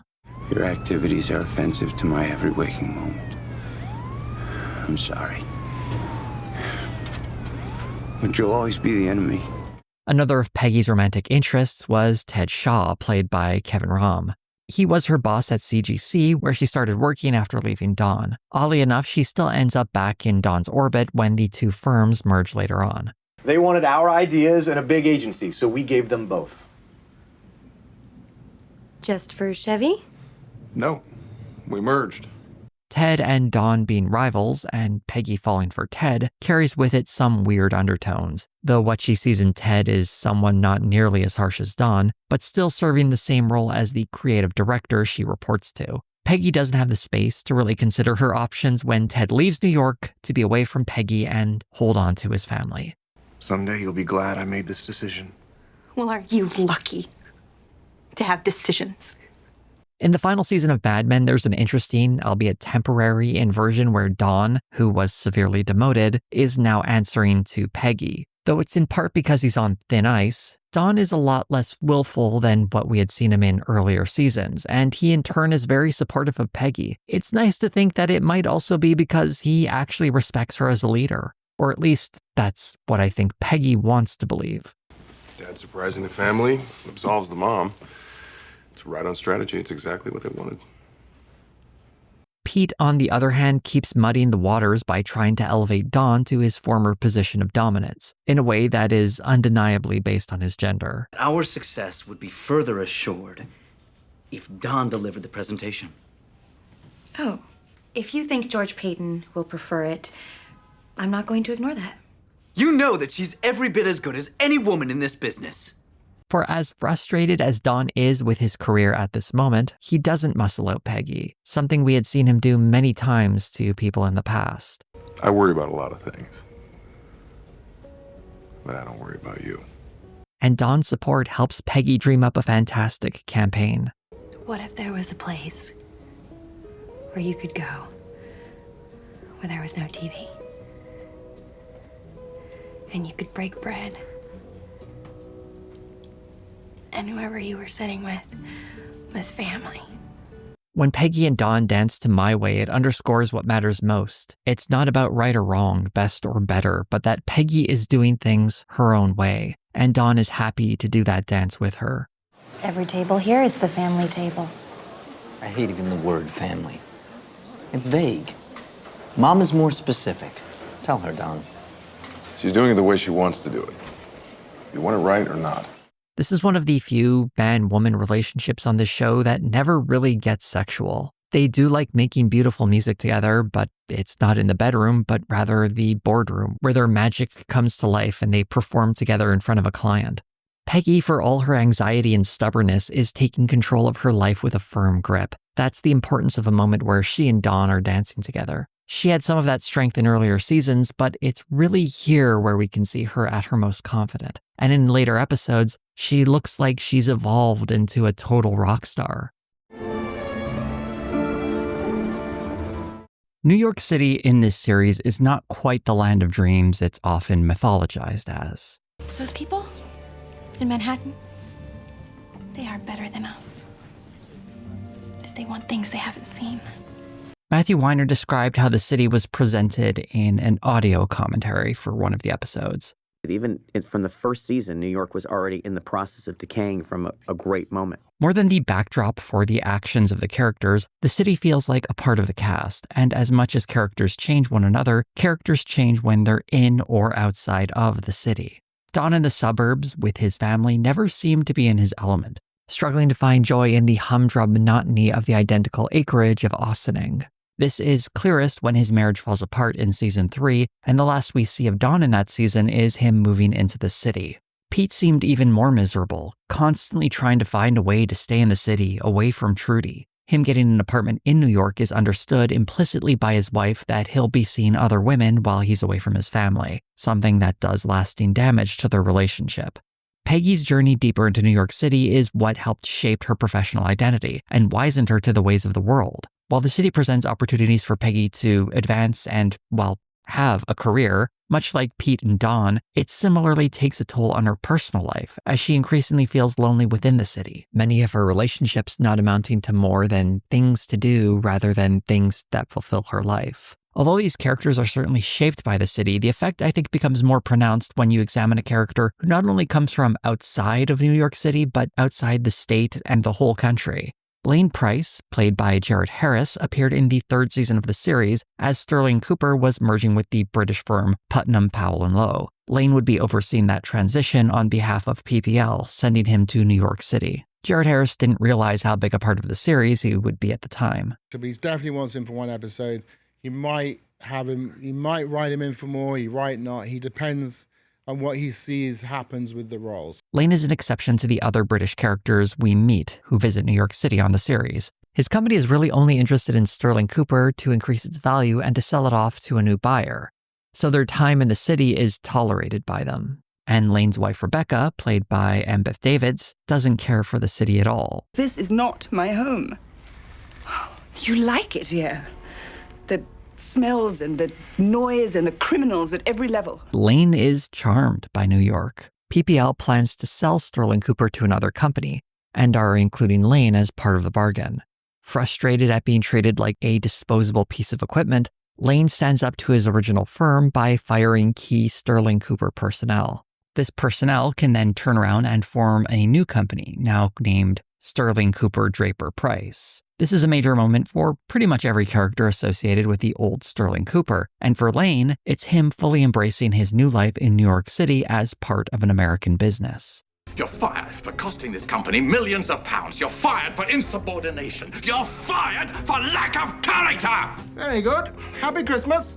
New York City is a center of commerce, and the deeper people get in it, the more their job seems to be the core of their identity. Dawn, Peggy, and Pete all move into the city at various points at the expense of their family and romantic lives. And here the same is happening to Lane. While he was just a bit player at PPL, doing as he's told and then going home to his family, now we see Lane become far more invested in his work, and his home life in turn starts to deteriorate.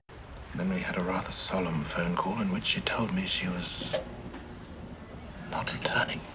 New York City feels like a machine that's consuming these people so they can take part of this whole capitalist enterprise. It's the city as a place of business, not dreams, unless they're dreams you can sell. Although we can see clearly that the choices Lane is making are hurting him, it should be said that he's pretty happy in New York in a lot of these episodes. He experiences a kind of euphoria he has enjoying the many sights and sounds of the city, and he gets to start living a more American-coded life. He even gets to beat up Pete. You're a grimy little pimp. As soon as I raise my hands, I warn you, it shall be too late to run. And yes, of course Pete deserved it. When Lane then makes a move on Joan, he undoes all this time he spent treating her with respect and consideration in a way that few other men at the office ever expressed towards her. And now he's just another one of the guys. I'm sorry. About what? Everyone in this office has wanted to do that to Pete Campbell. Eventually, the life Lane has constructed for himself starts to crumble when obligations from his old life start clawing him back to reality, once again revealing that you can't simply abandon a life to find a new one somewhere else. Your past always catches up to you. As one example, his father Robert, played by W. Morgan Shepherd, has a memorable visit. You're coming home, Lane. I'm afraid I've moved on. Lane later learns that he needs to pay taxes in England, and he embezzles money from the agency to do it. How am I supposed to find $8,000 in 2 days? That's not possible. When Don discovers the truth, he demands Lane's resignation, and Lane, utterly humiliated at losing his job and facing deportation, takes his own life. What's going on? Lane hanged himself in his office. What? This isn't just about taxes, but rather the intense shame Lane was afraid of. His former employer treated him like a pawn, and his own father domineers over him. What Lane was running from was this weak, powerless version of himself. So the appeal of New York City shouldn't be thought of as a seductress corrupting people with happy lives. Lane, Dawn, Peggy, and Pete aren't happy people. New York City provides a euphoria that lets one hide from their past. More like a drug to dull the pain rather than a true fulfilling source of happiness. The lesson of Lane and the other characters who find refuge in New York City is that the dreams that fuel a place like New York are not for the dreamers, but the industries that commodify those dreams. Roger Sterling and Joan Holloway are two characters who pair together in a number of ways throughout the series. We get a whiff of this dynamic in the first season when we find out Roger and Joan have a secret affair. Look, we've got Oysters Rockefeller, Beef Wellington, Napoleon. We leave this lunch alone, it'll take over Europe. Their affair isn't unusual since many of the men and women at Sterling Cooper, themselves included, have hooked up with other people at the office. But in the hierarchy of the office, both of them rank near the top for their particular gender. While Roger seems to spend much of his days getting drunk with only the most important clients, Joan, as the office manager, keeps the workplace running smoothly. In the first season, Roger has a heart attack that reminds him of the limits of his age, and much of the rest of the series is him coming to terms with this fact. His endless pursuit of younger women seems to carry with it a desire to capture their youth. You have such beautiful skin, my God, I just want to eat it. I want to suck your blood like Dracula. Joan is different for Roger, or at least that's what he tells her. You are the finest piece of ass I ever had, and I don't care who knows it.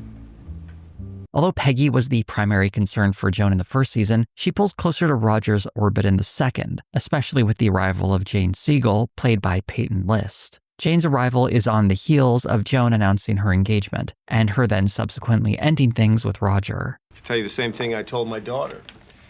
If you put a penny in a jar every time you make love in the first year of marriage, and then you take a penny out of the jar every time you make love in the second year, you know what you have? A jar full of pennies. I envy that girl having you to give her away. Roger, not very much later, notices Jane, or rather, she notices the kind of power he has at the agency. You go home to your little apartment on Jane Street. By the time you come back here on Monday morning, this will all be taken care of. And a few episodes later, they're engaged. It's difficult not to see this as engineered by Jane, and Joan seemed to have clocked her machinations earlier. I see what you're doing, and I have to say I'm disappointed. I don't follow.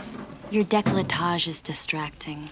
This is an office that hinges on professional decorum. What Joan sees in herself is that she's being replaced by Jane. By the third season, Joan, now with the last name Harris, has married a doctor named Greg, played first by Gerald Downey and then Sam Page. She keeps him on a tight leash. Well, I won't have their wives think you have a wife who doesn't know how to set a table. Joni, I don't want to have a fight right now. Then stop talking.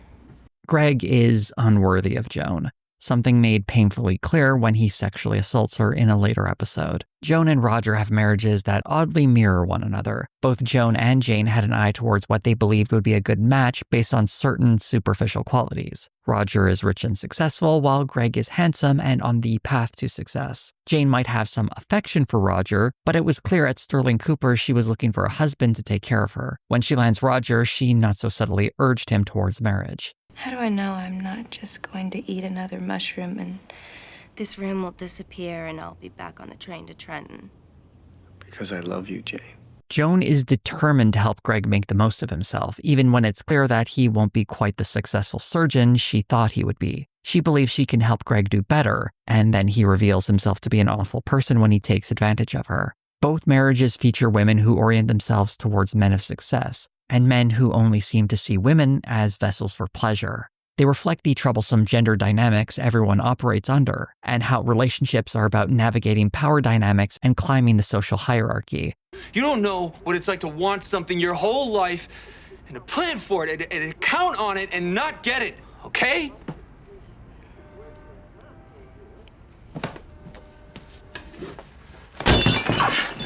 Greg, who missed a big promotion, is going into the military to continue his career as a surgeon, something he decided without telling Joan, and now he's being shipped off to Vietnam. On the day of the assassination of John F. Kennedy Jr., Robert's daughter Margaret, played by Elizabeth Rice, has her wedding. The wedding has already been a minefield for Roger, as Margaret and Jane do not get along, and Roger finds his marriage under heavy strain. A miserable Roger calls Joan later to commiserate, though he really only has space for his feelings. Nobody else is saying the right thing about this. My God, you're really upset. What's that about? Because there's nothing funny about this. This is a tiny moment, but it reminds us of the connection these characters have. What Roger needs is someone to understand him, and what Joan needs is someone who will let her support him. Jane doesn't really understand Roger, and Greg feels emasculated when Joan tries to support him. The show seems to be telling us that Joan and Roger made the wrong choice about who to marry. He was all over you the time you wore that red dress, the one with the bow in the back that makes you look like a present. You have an incredible memory. Well, I think about it a lot. That dress, I mean. There's an irony to Roger's flirting here. Although he shamelessly chases after women, he usually loses interest over time. With Joan, something keeps pulling him back, and not simply because they work together, but he doesn't seem to know how to approach her aside from trying to charm her. Joan is so used to that she reflexively rebukes him, and it reflects a breakdown in communication between the two. What neither of them are doing is unusual. Men constantly flirt with women, and the women rebuff them, until they find one worth considering. Both Roger and Joan are major players in that game, and as a result, it's the dominant way they interact with one another. Conversations draped in this theater hide the real affection they have for each other, and I suspect this is why the two of them don't end up together. They don't know how to talk to each other in a way that expresses how much they care for one another. With all this expectant flirting in the way. This is how gender roles break down communications for people who adhere to them so closely and prevent them from really connecting in a way that seems entirely possible if they would just drop the pretense and talk to each other like human beings without this abstraction of flirtation. In season 4, there's an intense moment where Roger and Joan, walking through the city, are mugged. After the immediate danger of the moment passes, the two of them have sex. I'm not sorry. But I'm married. And so are you. I feel something. I know you do. Joan later finds out she's pregnant and she decides to keep the child, even though it's clearly Roger's since Greg has been in Vietnam for the last 7 weeks. When Roger needs to lean on Joan after losing a major account, he can only think of one way to do it, and so Joan finally ends things with him, this time she believes for good. No, because I feel like shit and you care about me. I'm not a solution to your problems. I'm another problem. Joan has to frame this break in terms of how it would matter to Roger, and this is another example of how their adherence to gender norms has poisoned this relationship. Joan needs a lot from the man in her life. She wants to support someone, yes, but she also desires a partner who values and can support her too, and she wants to be considered as more than just a warm body. Roger's solution to supporting people is to give them money. He's a lot less likely to offer the emotional support he wants in return. Joan keeps the pregnancy, forever connecting these two characters, but the time for them to be together never quite arrives, both the timing of their respective marriages and the timing of the era they live in. Joan's marriage falls apart when Greg volunteers to go back to Vietnam without telling her, and Roger realizes he and Jane should get divorced after they do acid together. Roger and Joan envy Don and Peggy respectively. Roger envies Don for his youth and desirability, while Joan envies Peggy for figuring out how to be seen as more than a secretary. Joan's worldview is tested by the rise of Peggy, and that perhaps Peggy, who Joan soon finds herself calling Miss Olsen, has found a way that doesn't have to conform to the same gender role expectations that are placed on Joan. Matthew Weiner made an interesting observation about her, saying that if you believe in this and you do everything you're told, if you do X, Y, Z, you will get this. And it didn't happen. And Joan is still, supporting that mythology. Early in the series, we can see how the ever-capable Joan gets passed over for an obvious promotion. He's going to be in charge of broadcast operations. Excuse me? I've really appreciated you filling in. I couldn't have asked for more. Joan knows everything about this. Well, that makes one of us. Joan isn't considered for the job, even though she does it so well, even when it's in addition to another full-time job she has. If ever there was a time for her to speak up, that was it. But she can only see a future for herself by staying within the boundaries placed for her by a society defined by men. In a particularly dark moment, when the agency has a chance to land the car manufacturer Jaguar as a client, it's made clear that one of the guys at Jaguar will only sign them if Joan agrees to spend the night with him. The agency partners, all men, discuss the idea, and Joan agrees if she's made a partner too. And so she does it. This is the same episode where Peggy decides to leave the agency after finding a better job elsewhere. And as she leaves, Joan watches her go, and it really emphasizes how the two women took very different routes to get to where they are. Roger's vanishing youth is reflected in a variety of moments where we see how out of touch he is, like when he vehemently opposes going into business with a Japanese company. The world has moved on.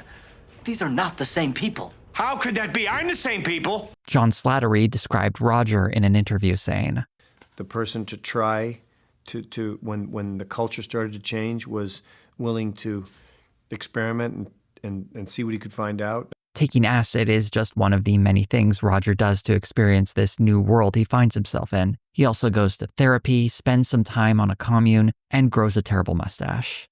When I married my secretary, you were hard on me. And then you went and did the same thing. That moment is Roger cementing his relationship with Dawn, accepting that they'll never be living the same moment in their lives together, and that Dawn is a guy who will be following Roger's footsteps all his life. And by embarking on a life with an age-appropriate love interest, Marie Calvé, played by Julia Ormond, Roger is coming to terms with what part of life he finds himself in. Joan similarly has to accept reality after Sterling Cooper and Partners is sold to a bigger firm. Though she wants to run accounts, it's made clear she'll have to answer to a man, one way or the other, so she exits the company. Joan is being offered a buyout for her partnership in Sterling Cooper. You're not going to do better than 50 cents on the dollar. It's not about the money. It's only about the money. The subtext of a woman being offered 50 cents on the dollar, I hope, isn't lost on anyone. Unlike Roger, who drifts into retirement, Joan doesn't go quietly into the night, eventually starting her own business under the name Holloway Harris, because two names make it sound more real.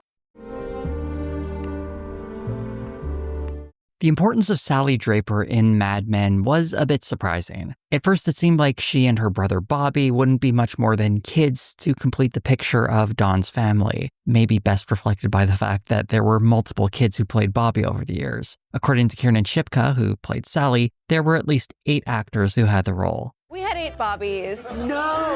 I was on the edge of my seat. Shipka would be the main actor playing Sally, and it was through her we saw the character increase in prominence as the show went on, I expect driven largely by her talent in the role. Shipka took up the role in the second episode of the series. Here's a moment where she gives us an idea of how little parents thought about the safety of their children. If the clothes from that dry cleaning bag are on the floor of my closet, you're going to be a very sorry young lady.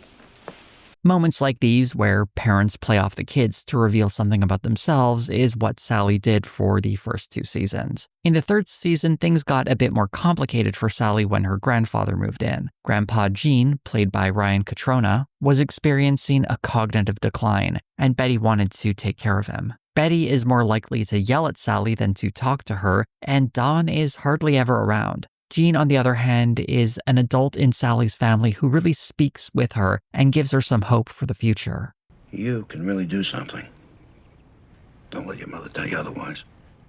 In a show that's filled with so much cynicism, there's something very endearing about a grandfather being sweet to his granddaughter. Sadly, Gene doesn't stick around for too long as he passes away, and it really rocks Sally. When we see her rest her head on the door after finding out he passed away, it almost looks like she's mourning the one part of her family that made her feel like she was part of that home. Later in the episode, when she confronts her parents, who are mourning in their own way, we can see her get really angry. He's dead, and he's never coming back.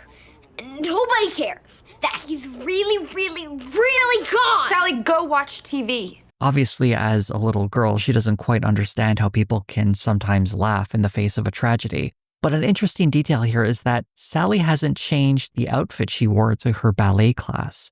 What it shows to us is that she's been mourning the death of her grandfather, and she's been doing it all by herself, completely forgotten. And if we didn't get that before, the moment of her lying down on the floor in the dark while the adults are in another room talking shows how alone she must feel in this moment. When she gets angry at them, she is desperately crying for some attention, and the best they can do is send her to another room and tell her to watch some television. Dealing with death is difficult when you're a child, and even harder when your parents aren't the best at helping you through it. The weird disconnect Dawn and Betty have with Sally reflects the fractured nature of their family and the illusion of it being a happy home. And while Dawn and Betty are adults who have to live with their choices, Sally is just a little girl who never chose the family she was born into. Even before she learns about the crushing expectations of the world for herself, she's placed into a family already shaped by those forces. And it's not a world that's terribly friendly to children. As we follow Sally in later years, we see the return of her old neighbor, Glenn. The two strike up a friendship, and he offers her tips on how to manipulate her mother. Psychiatrists are easy to fool. Dr. Edna's smart. Did she tell you to kiss your mom's ass? No. So who's smarter, me or her? Sally seems to be developing feelings for Glenn, though he doesn't see her the same way. Later, when Sally is at a boarding school, Glenn brings a friend to visit Sally at her dorm. What do you want? He won't leave me alone. What the hell, Rolo? I told you, she's like my sister. Towards the end of the series, we find out Glenn is going to Vietnam, and he stops by to visit Sally, and he's got another girl with him. Sally rushes off in a huff when she finds out he's enlisted in the army, and then we see Glenn awkwardly make a move on Betty. Sally had noticed the slight flirtatious vibe between them earlier, and her disgust emphasizes how much she doesn't want to be like her parents. I want to get on a bus and get away from you and Mom and hopefully be a different person than you two. Sally's relationship with Don is a major part of the second half of the series. Following his divorce, Don starts to occupy an idealized place in Sally's mind. Not only is Betty really mean, but visiting Don usually means having fun in the city. Sally starts to learn there's more to Don than the fun father when she finds out he's cheating on his new wife. Don tries to lie about it, and it makes things worse. I know you think you saw something. I was comforting Mrs. Rosen. When Sally catches him in another lie, this time about having trouble at work, she confronts him about it. Why would you just let me lie to you like that? Because it's more embarrassing for me to catch you in a lie than it is for you to be lying. So you just laid in wait, like your mother. And Don does something radical. He starts telling the truth to Sally. I told the truth about myself. But it wasn't the right time. And so they made me take some time off.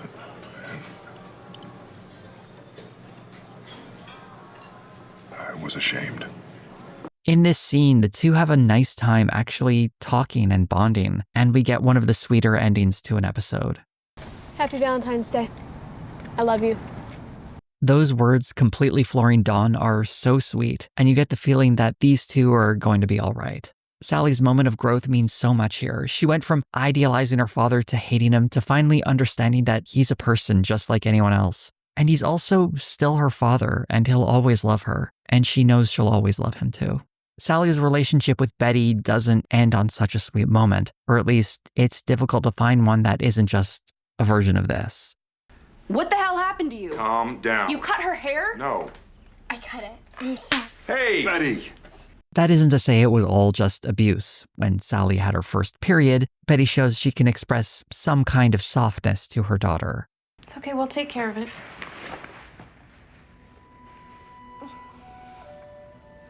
It's okay, sweetheart.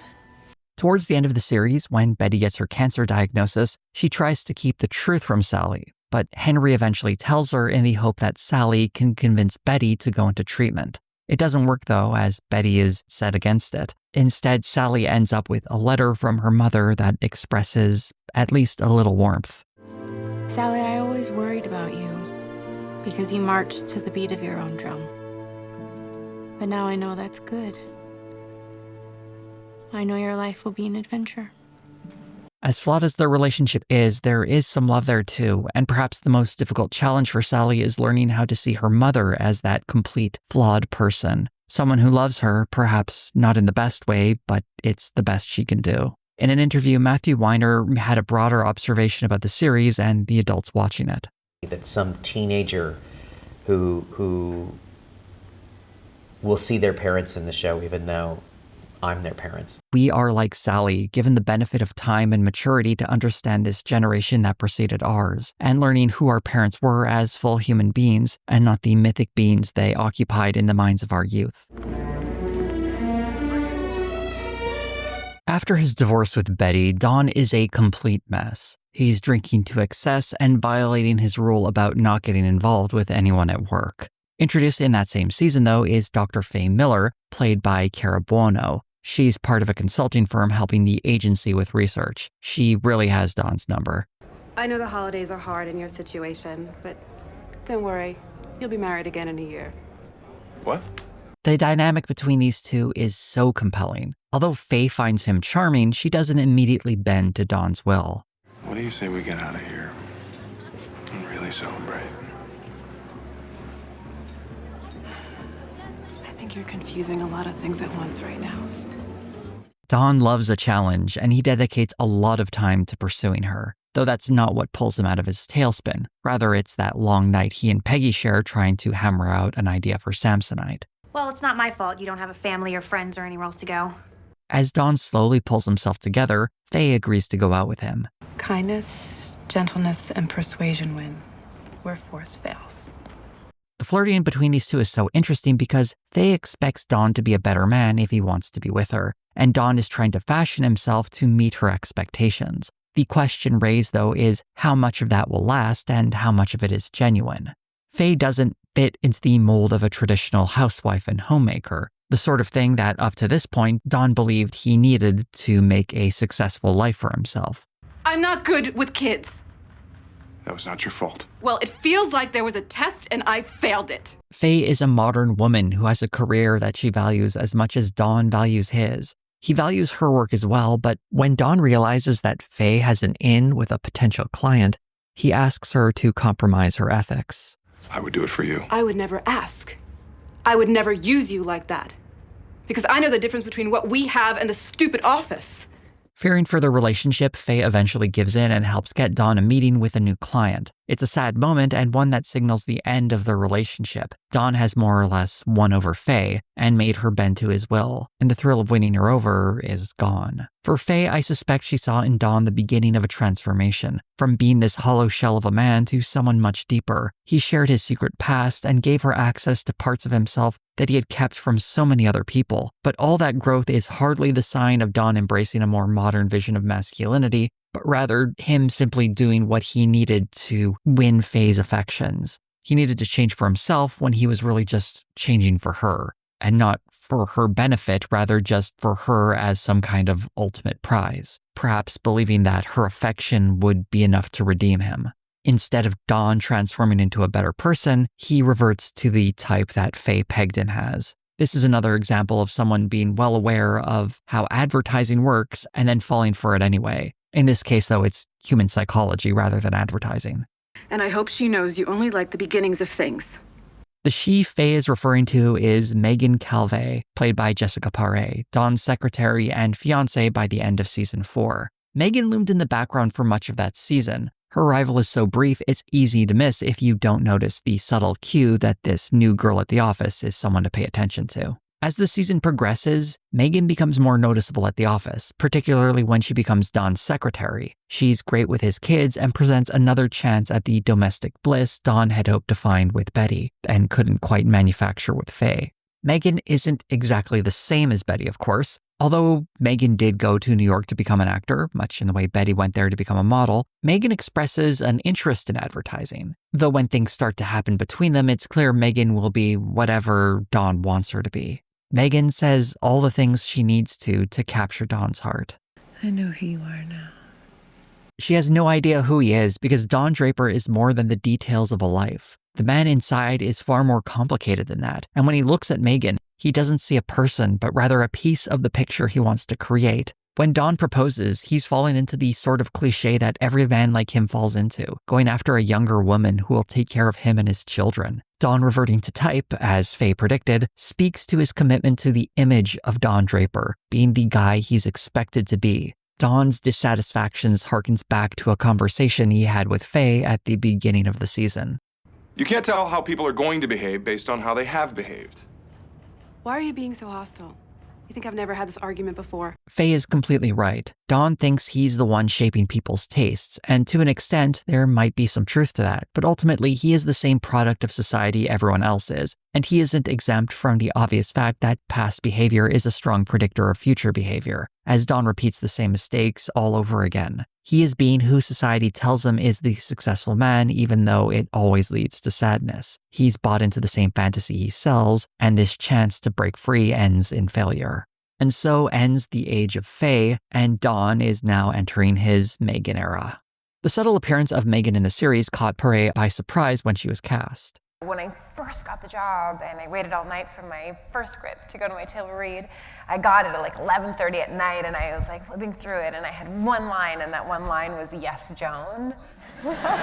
Megan is a French-Canadian transplant who, at first, seems like she's been given the chance to be a part of Don's life. She's given a creative job at the agency, and Don shares the secrets of his past. And they live in Manhattan together in a fancy new apartment. On the surface, it doesn't seem like this will be like Don's failed marriage with Betty. From early on, though, we can see the problems between them after Don is embarrassed by Megan at a surprise birthday party he did not want. What is wrong with you people? You're all so cynical. You don't smile, you smirk. Is he mad at me? I don't care. Who wouldn't want a surprise party? In spite of her talent for advertising, Megan feels unfulfilled at the agency, so she goes back to acting. Although it upsets Don, he agrees to let her do what she wants. Why shouldn't she do what she wants? I don't want her to end up like Betty. When Megan asks for Don's help getting a part in an ad, at first he's aware that she doesn't want it handed to her, but he acquiesces and helps his wife. As we see in this moment Don walking away from Megan into the darkness, we see the little set constructed for her. It's a very striking shot, and one that shows Don has, in a way, turned back the clock. Megan is dependent on Don, much in the way Betty was, in a fantasy world he constructed for her, literally playing a role he created. Don is recreating his old marriage. The music for this moment, which I can't play here, is "You Only Live Twice," mirroring the fact that Don is living the same life all over again. Don orders an old-fashioned, and we get another repeat. Are you alone? And love is a stranger. Don wanted to make something different, but he can't find that with Megan. Don finds himself reliving his first marriage as his past haunts him while trying to find pleasure in the arms of other women. He's once again the breadwinner and philanderer, giving his wife the dream she thinks she wants for herself, and neither of them are happy. After nearly moving together to California, Megan goes without Don, and eventually their marriage comes to an end. Our always take care of you. I'll be fine. Dawn's life at work deteriorates around this time as well. First, a moment of honesty at a pitch meeting gets him put on leave. Closest I got to feeling wanted was from a girl who made me go through her John's pockets while they screwed. If I collected more than $1, she'd buy me a Hershey bar. It was the only sweet thing in my life. And while Don does worm his way back into the agency, there are too many people who don't fully trust him there, with one notable exception being Roger. In an effort to keep Don in the company, Roger sells the agency to a huge corporation, making everyone rich. After watching the moon landing, Bert Cooper passes away and Don has a vision of him singing. The moon belongs to everyone. The best things in life are free. The mission to save Don, contrasted with the mission to the moon, make one pause and wonder what everyone is working towards. Don's life derives its value from being a successful ad man, whereas these other men went on a mission to advance all of humanity. Growing up, going to the moon wasn't the sort of thing Don dreamed of because all his dreams had price tags attached to them, where a dream of happiness is a Hershey bar. This can cut two different ways, with advertisements seen as something cynically exploiting the suffering of poor people, or it can be considered as the last salvation for people in a desperate place. A small fantasy for the people who aren't lucky enough to dream of the moon, because they live in a world where they are convinced it will never happen for them. Though where does that leave us when we see people live a real dream come true, like stepping on the moon for the first time? It's the sort of thought that really shakes us up, all delivered in a light musical number saying farewell to Bert. In the new company, Don feels out of place. He was a big dog at the old agency, but in this new one, he's one of many. So Don pulls his classic maneuver of vanishing as he drives across the country. While on his trip, there's one moment I want to highlight where Don fully confesses part of his history to a group of veterans. Fuel was everywhere. And I dropped my lighter. And I blew him apart. And I got to go home. It's an important moment as the friendly fire part of the story so frequently gets left out of his other confessions. But now Don, or maybe more accurately, Dick, can unload one more of his sins, and it's nice to think that he might feel some absolution here. Later that night, Don is confronted in his hotel room as the men suspect him of stealing the money they had been raising that night. The truth was, it was a con man Don had met earlier in the episode, and this young man is someone Don perhaps has more in common with than the veterans he confessed to. Don uses one of his last remaining possessions, his car, to help convince the con man to move his life in a better direction. John Hamm describes this journey in an interview. All of the stuff that he's worked so hard to acquire, getting rid of it all, giving it away, and coming to the end of the country, the end of the world, a cliff. All this time, Don was heading west, towards California, and the only thing waiting for him is one of the few remnants connecting him to his past. A connection to the closest thing he had to family, Anna Draper's niece, Stephanie Horton, played by Katie Lotz. They had met in a previous season, but hadn't really stayed in touch. Stephanie had called him up earlier in season 7 to announce that she was pregnant, and she was seeking his help, though she was sent away with money because Megan was threatened by this person who was closer to Don than she felt she was. Now Don is heading to California, hoping to see Stephanie and to find out what's happened with her and her first child. The final episode of Mad Men, Person to Person, aired on May 17th, 2015. The episodes leading up to this finale did most of the heavy lifting for winding down the stories of the cast. Pete taking his new job in Wichita, Joan starting her own business, Roger finding a new love, and Betty dealing with her illness. One of the few surprises we got was Peggy embracing a new love in her coworker, Stan Rizzo, played by J.R. Ferguson. The two had been friends for several seasons, but in the final one, they started growing closer to one another. In this scene, Peggy is opening up to Stan about giving up her child. He's with a family somewhere. And much like Don, the sharing of a secret for Peggy binds her closely to someone, though one hopes that she and Stan will fare better than Don and his various romances. All I want to do is be with you. What? What'd you just say?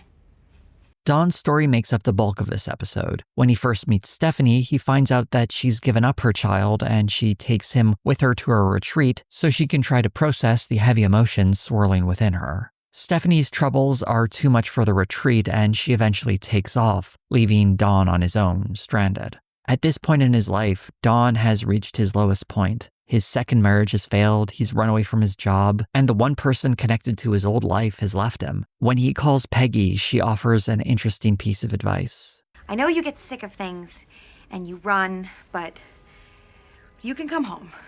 Home to what? I broke all my vows. Scandalized my child. Took another man's name and made nothing of it. It really seems like Don is going to do something drastic, but he's in a weak enough state that he can be brought into a group therapy session where a man named Leonard, played by Evan Arnold, describes how he feels absent in his own life, wanting something but not knowing what it is. And the dream he shares eerily sounds like a commercial where he's the unwanted item in a refrigerator. I had a dream I was on a shelf in the refrigerator. And then they open the door and you see them smiling.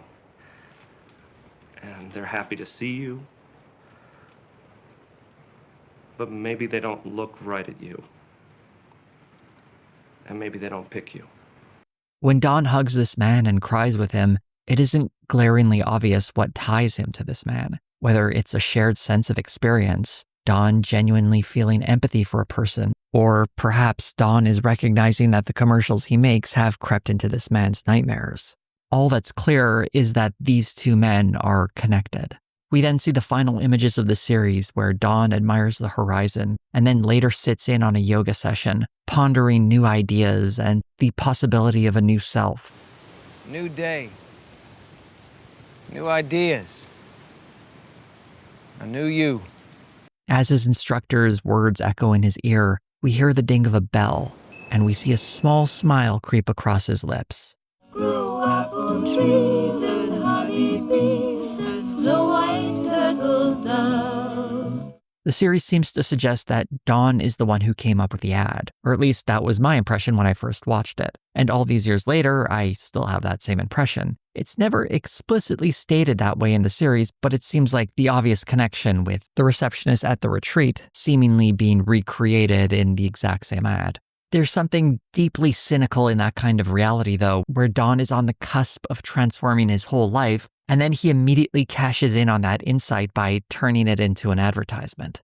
A less cynical reading might see some genuine beauty in that Coca-Cola ad. It certainly wasn't meant to be ironic at the time, as John Hamm says in the audio commentary for the episode. People don't understand it now because there's so much snark and so much irony and cynicism involved with advertising, and there was a little bit of that back then, but that ad was actually people really got emotional and really enjoyed it and appreciated it in a non-ironic way. They were like, that's a lovely feeling. Matthew Weiner describes something similar. It is selling Coca-Cola, but it is also selling something else. I don't think it's the other way around. I don't think it's selling something else to get you to get Coke or whatever. Who cares what the intention is? We know what it means now. This reading demands we reconsider advertisements as something that aren't simply simulacrum of art designed to convince us to spend money, but rather art in its own right, capable of giving people rich and meaningful emotional experiences. Perhaps not so different from artwork commissioned in the past by wealthy patrons that spoke far beyond their intended audience to reach wider public acclaim. This would reclassify Don Draper as an artist, using the pain of his personal life to express himself creatively. Or maybe we could look at this moment as another example of Don Draper falling for advertising, how spiritual journeys are manufactured at special retreats for wealthy people who can afford to sit in a beautiful spot near the ocean and then marvel at how somehow they feel so much better after a trip to paradise. If only we all had the luxury to simply leave our life for a few weeks so we can recharge our batteries and refill our creative juices. I'm not saying any of these readings are the right one, but I think that's the mark of a great show, that it can stir up so many different thoughts, even if they conflict with one another. Mad Men describes advertisements as wants, not ones you're explicitly given, but how the aura of something desirable is presented, allowing our minds to fill in the blanks. The mystery of Don Draper and the want to know whether or not this man will ever be made whole is the want we hold while watching the series, and the finale doesn't give us an easy answer. It holds us in its final moments and then lets us decide for ourselves. Because the moment we have that answer, we can stop watching, stop caring, and that want, that desire, would be gone. There's this really great moment in the 6th season that has become a meme. In it, Michael Ginsberg is frustrated with Don icing out his pitch from a presentation, and he tries to confront Don about it. What do I care? I got 1 million of them. 1 million. Good. I guess I'm lucky you work for me. I feel bad for you. I don't think about you at all. It's a crushing line from Don, though anyone aware of the context of this episode should understand the irony. Don is terrified of Michael. He's a rising star at the agency, so much so that Don feels like he needs to compete against his pitches to prove that he still has that creative muscle. When both their pitches are supposed to be presented to a client, Don conveniently forgets Michael's pitch in the cab. Don clearly thinks about him all the time, enough that he's willing to sabotage the whole meeting just to do it. The reason I think this meme has become so successful is that, at least in part, is that it reflects the image of Don that exists in popular culture. Part of the marketing for Mad Men was to spend millions of dollars getting the image of Don Draper into the public consciousness. It's not uncommon to meet someone who may never have seen the show, but knows about that Don Draper style, making him the image of classic masculinity. Watching Mad Men reveals this man filled with insecurities and loneliness, but if all you saw was the marketing, you would never know that. He just looks like this alpha male putting this annoying nerd in his place. But this does reflect how Don is the embodiment of a walking ad, making him not just a great creative force for advertising, but the perfect face of an ad itself. According to Matthew Weiner, there was very little product integration in the series. There is very little of it. And it is an illusion that is propagated by the network to try and get more business.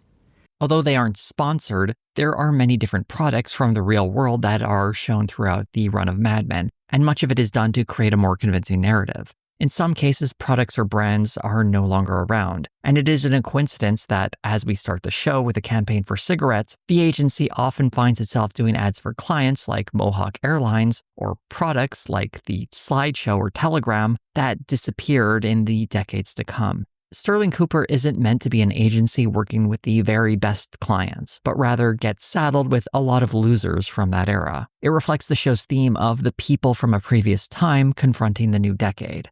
I don't want people to be watching it and get cynical about why things are there. I think it's perfectly fair for a creator to want their show to be taken on its merits and not be lumped in with an ad campaign. But part of the reason it's so difficult to reconcile that mindset with Mad Men is because the show is very much about advertising. And when we talk about ads, it's hard not to feel like you're being advertised too. Part of that is a reflection of how in the modern day ads are so ubiquitous that it's hard not to assume any product or service mentioned is being placed there cynically by someone, trying to squeeze a few extra bucks out of every minute of screen time. So it's difficult in this reality to give a show the benefit of the doubt. And the fact that these integrations are so aggressive, for some viewers, like myself, any mention of a real-world product immediately distracts me.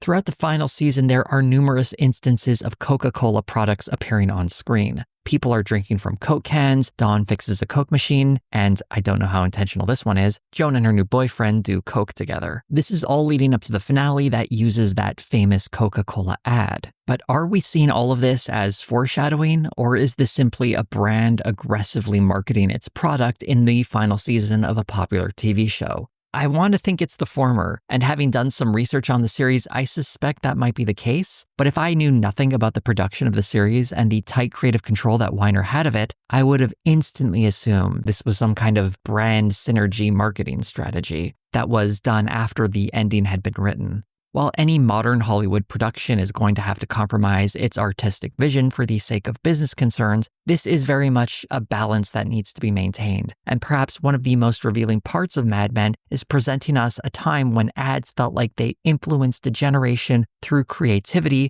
rather than through brute forcing their way into every part of our lives. Although I'm not sure I like either of those options.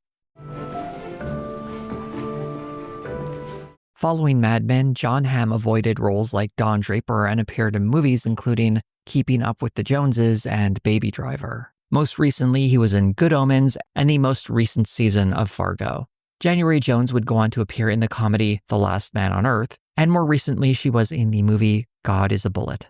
Vincent Kartheiser appeared in The Path and Proven Innocent. Most recently, he had played Scarecrow in the TV series Titans. Elizabeth Moss would star in the very successful series The Handmaid's Tale, and the last project she starred in was the limited series The Veil. Christina Hendricks appeared in Matthew Weiner's next TV project, The Romanoffs, and she also starred in the comedy series Good Girls. She has also provided her voice for Toy Story 4 and Scoob. John Slattery played Howard Stark in several Marvel Cinematic Universe projects, and he also made an appearance on The Romanoffs and the HBO series Veep. Kiernan Shipka starred in the Netflix series The Chilling Adventures of Sabrina. More recently, she was in the movies Twisters, The Last Showgirl, and Red One. Former Mad Men writer Kater Gordon alleged that while working on the series, creator Matthew Weiner sexually harassed her as they worked on a script together. Gordon said, "He told me that I owed it to him to let him see me naked." Fearing for her job, she remained silent, though she would later be fired from the following season, and this happened weeks after the script she wrote with Weiner won an Emmy. Afterwards, Gordon left working in the entertainment industry entirely.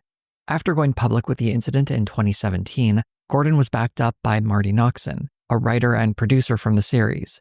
She explained that while she didn't witness the incident, she did notice that following it the next day, Gordon appeared shaken up, and Noxon also noted that Weiner had often behaved as, in her words, an emotional terrorist. Weiner has said that he does not remember this event ever having taken place, though he welcomes the conversation around workplace sexual harassment.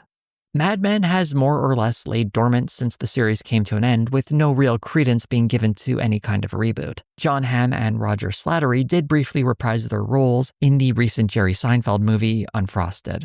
I'll be retired on a bluff overlooking Stinson Beach while you're still genuflecting before the god of mediocrity. Roger.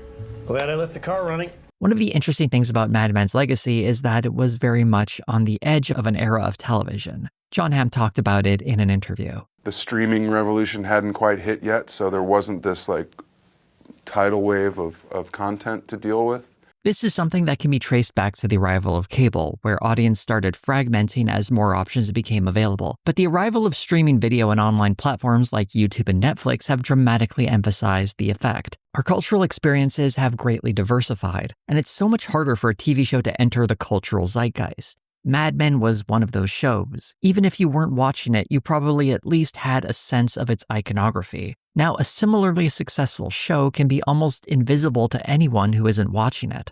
In a strange way, it heralds a kind of death of advertising the way it once was in Mad Men, where creative auteurs could make their mark in popular culture with a particularly inspired flash of genius. Instead, we have an almost endless series of subcultures, each with their own set of voices. I don't think this is necessarily a bad thing. After all, part of how I make my living is being one of those people who's managed to find a small audience, and the loss of a shared culture might seem like less of a sacrifice if what we're talking about is an ad for cereal. But I think it does reflect this desire we have to all be experiencing the same thing, to confirm that we do, in fact, all live in the same reality. And with the rise of misinformation and insular bubbles where we can create our own visions of reality, nostalgia for a time when we all seem to be singing the same song is a powerful dream. This was such a challenge to put together. I have so many pages of notes of things I wanted to say in this video, but I simply couldn't find the space. Here's just one random note I would have liked to include. It's not about how the 60s were terrible behind the illusion, rather it's why we saw it that way to begin with, how advertising wrote the history books, or rather, the popular understanding of history. That's a thing you could make a whole video on, but sadly I don't know if I have it in me. Maybe if enough people ask, I'll make a sequel to this Mad Men video. Or maybe I'll do a whole other show. In fact, I'll probably just move on to the next show. And if you'd like to see what that show is and what it's like, do consider becoming a patron like the fine folks you see moving up the screen right now. I deeply appreciate them helping me afford to do fun projects like this one. In addition to getting your name on screen, becoming a patron also gives you early access to videos, and you'll get fun little bonuses I throw in every now and again. If you'd like to support me in a non-monetary fashion, you can like, comment, subscribe, hit the bell for notifications, share this on social media, and just send me some nice positive vibes. Thank you all so much for watching.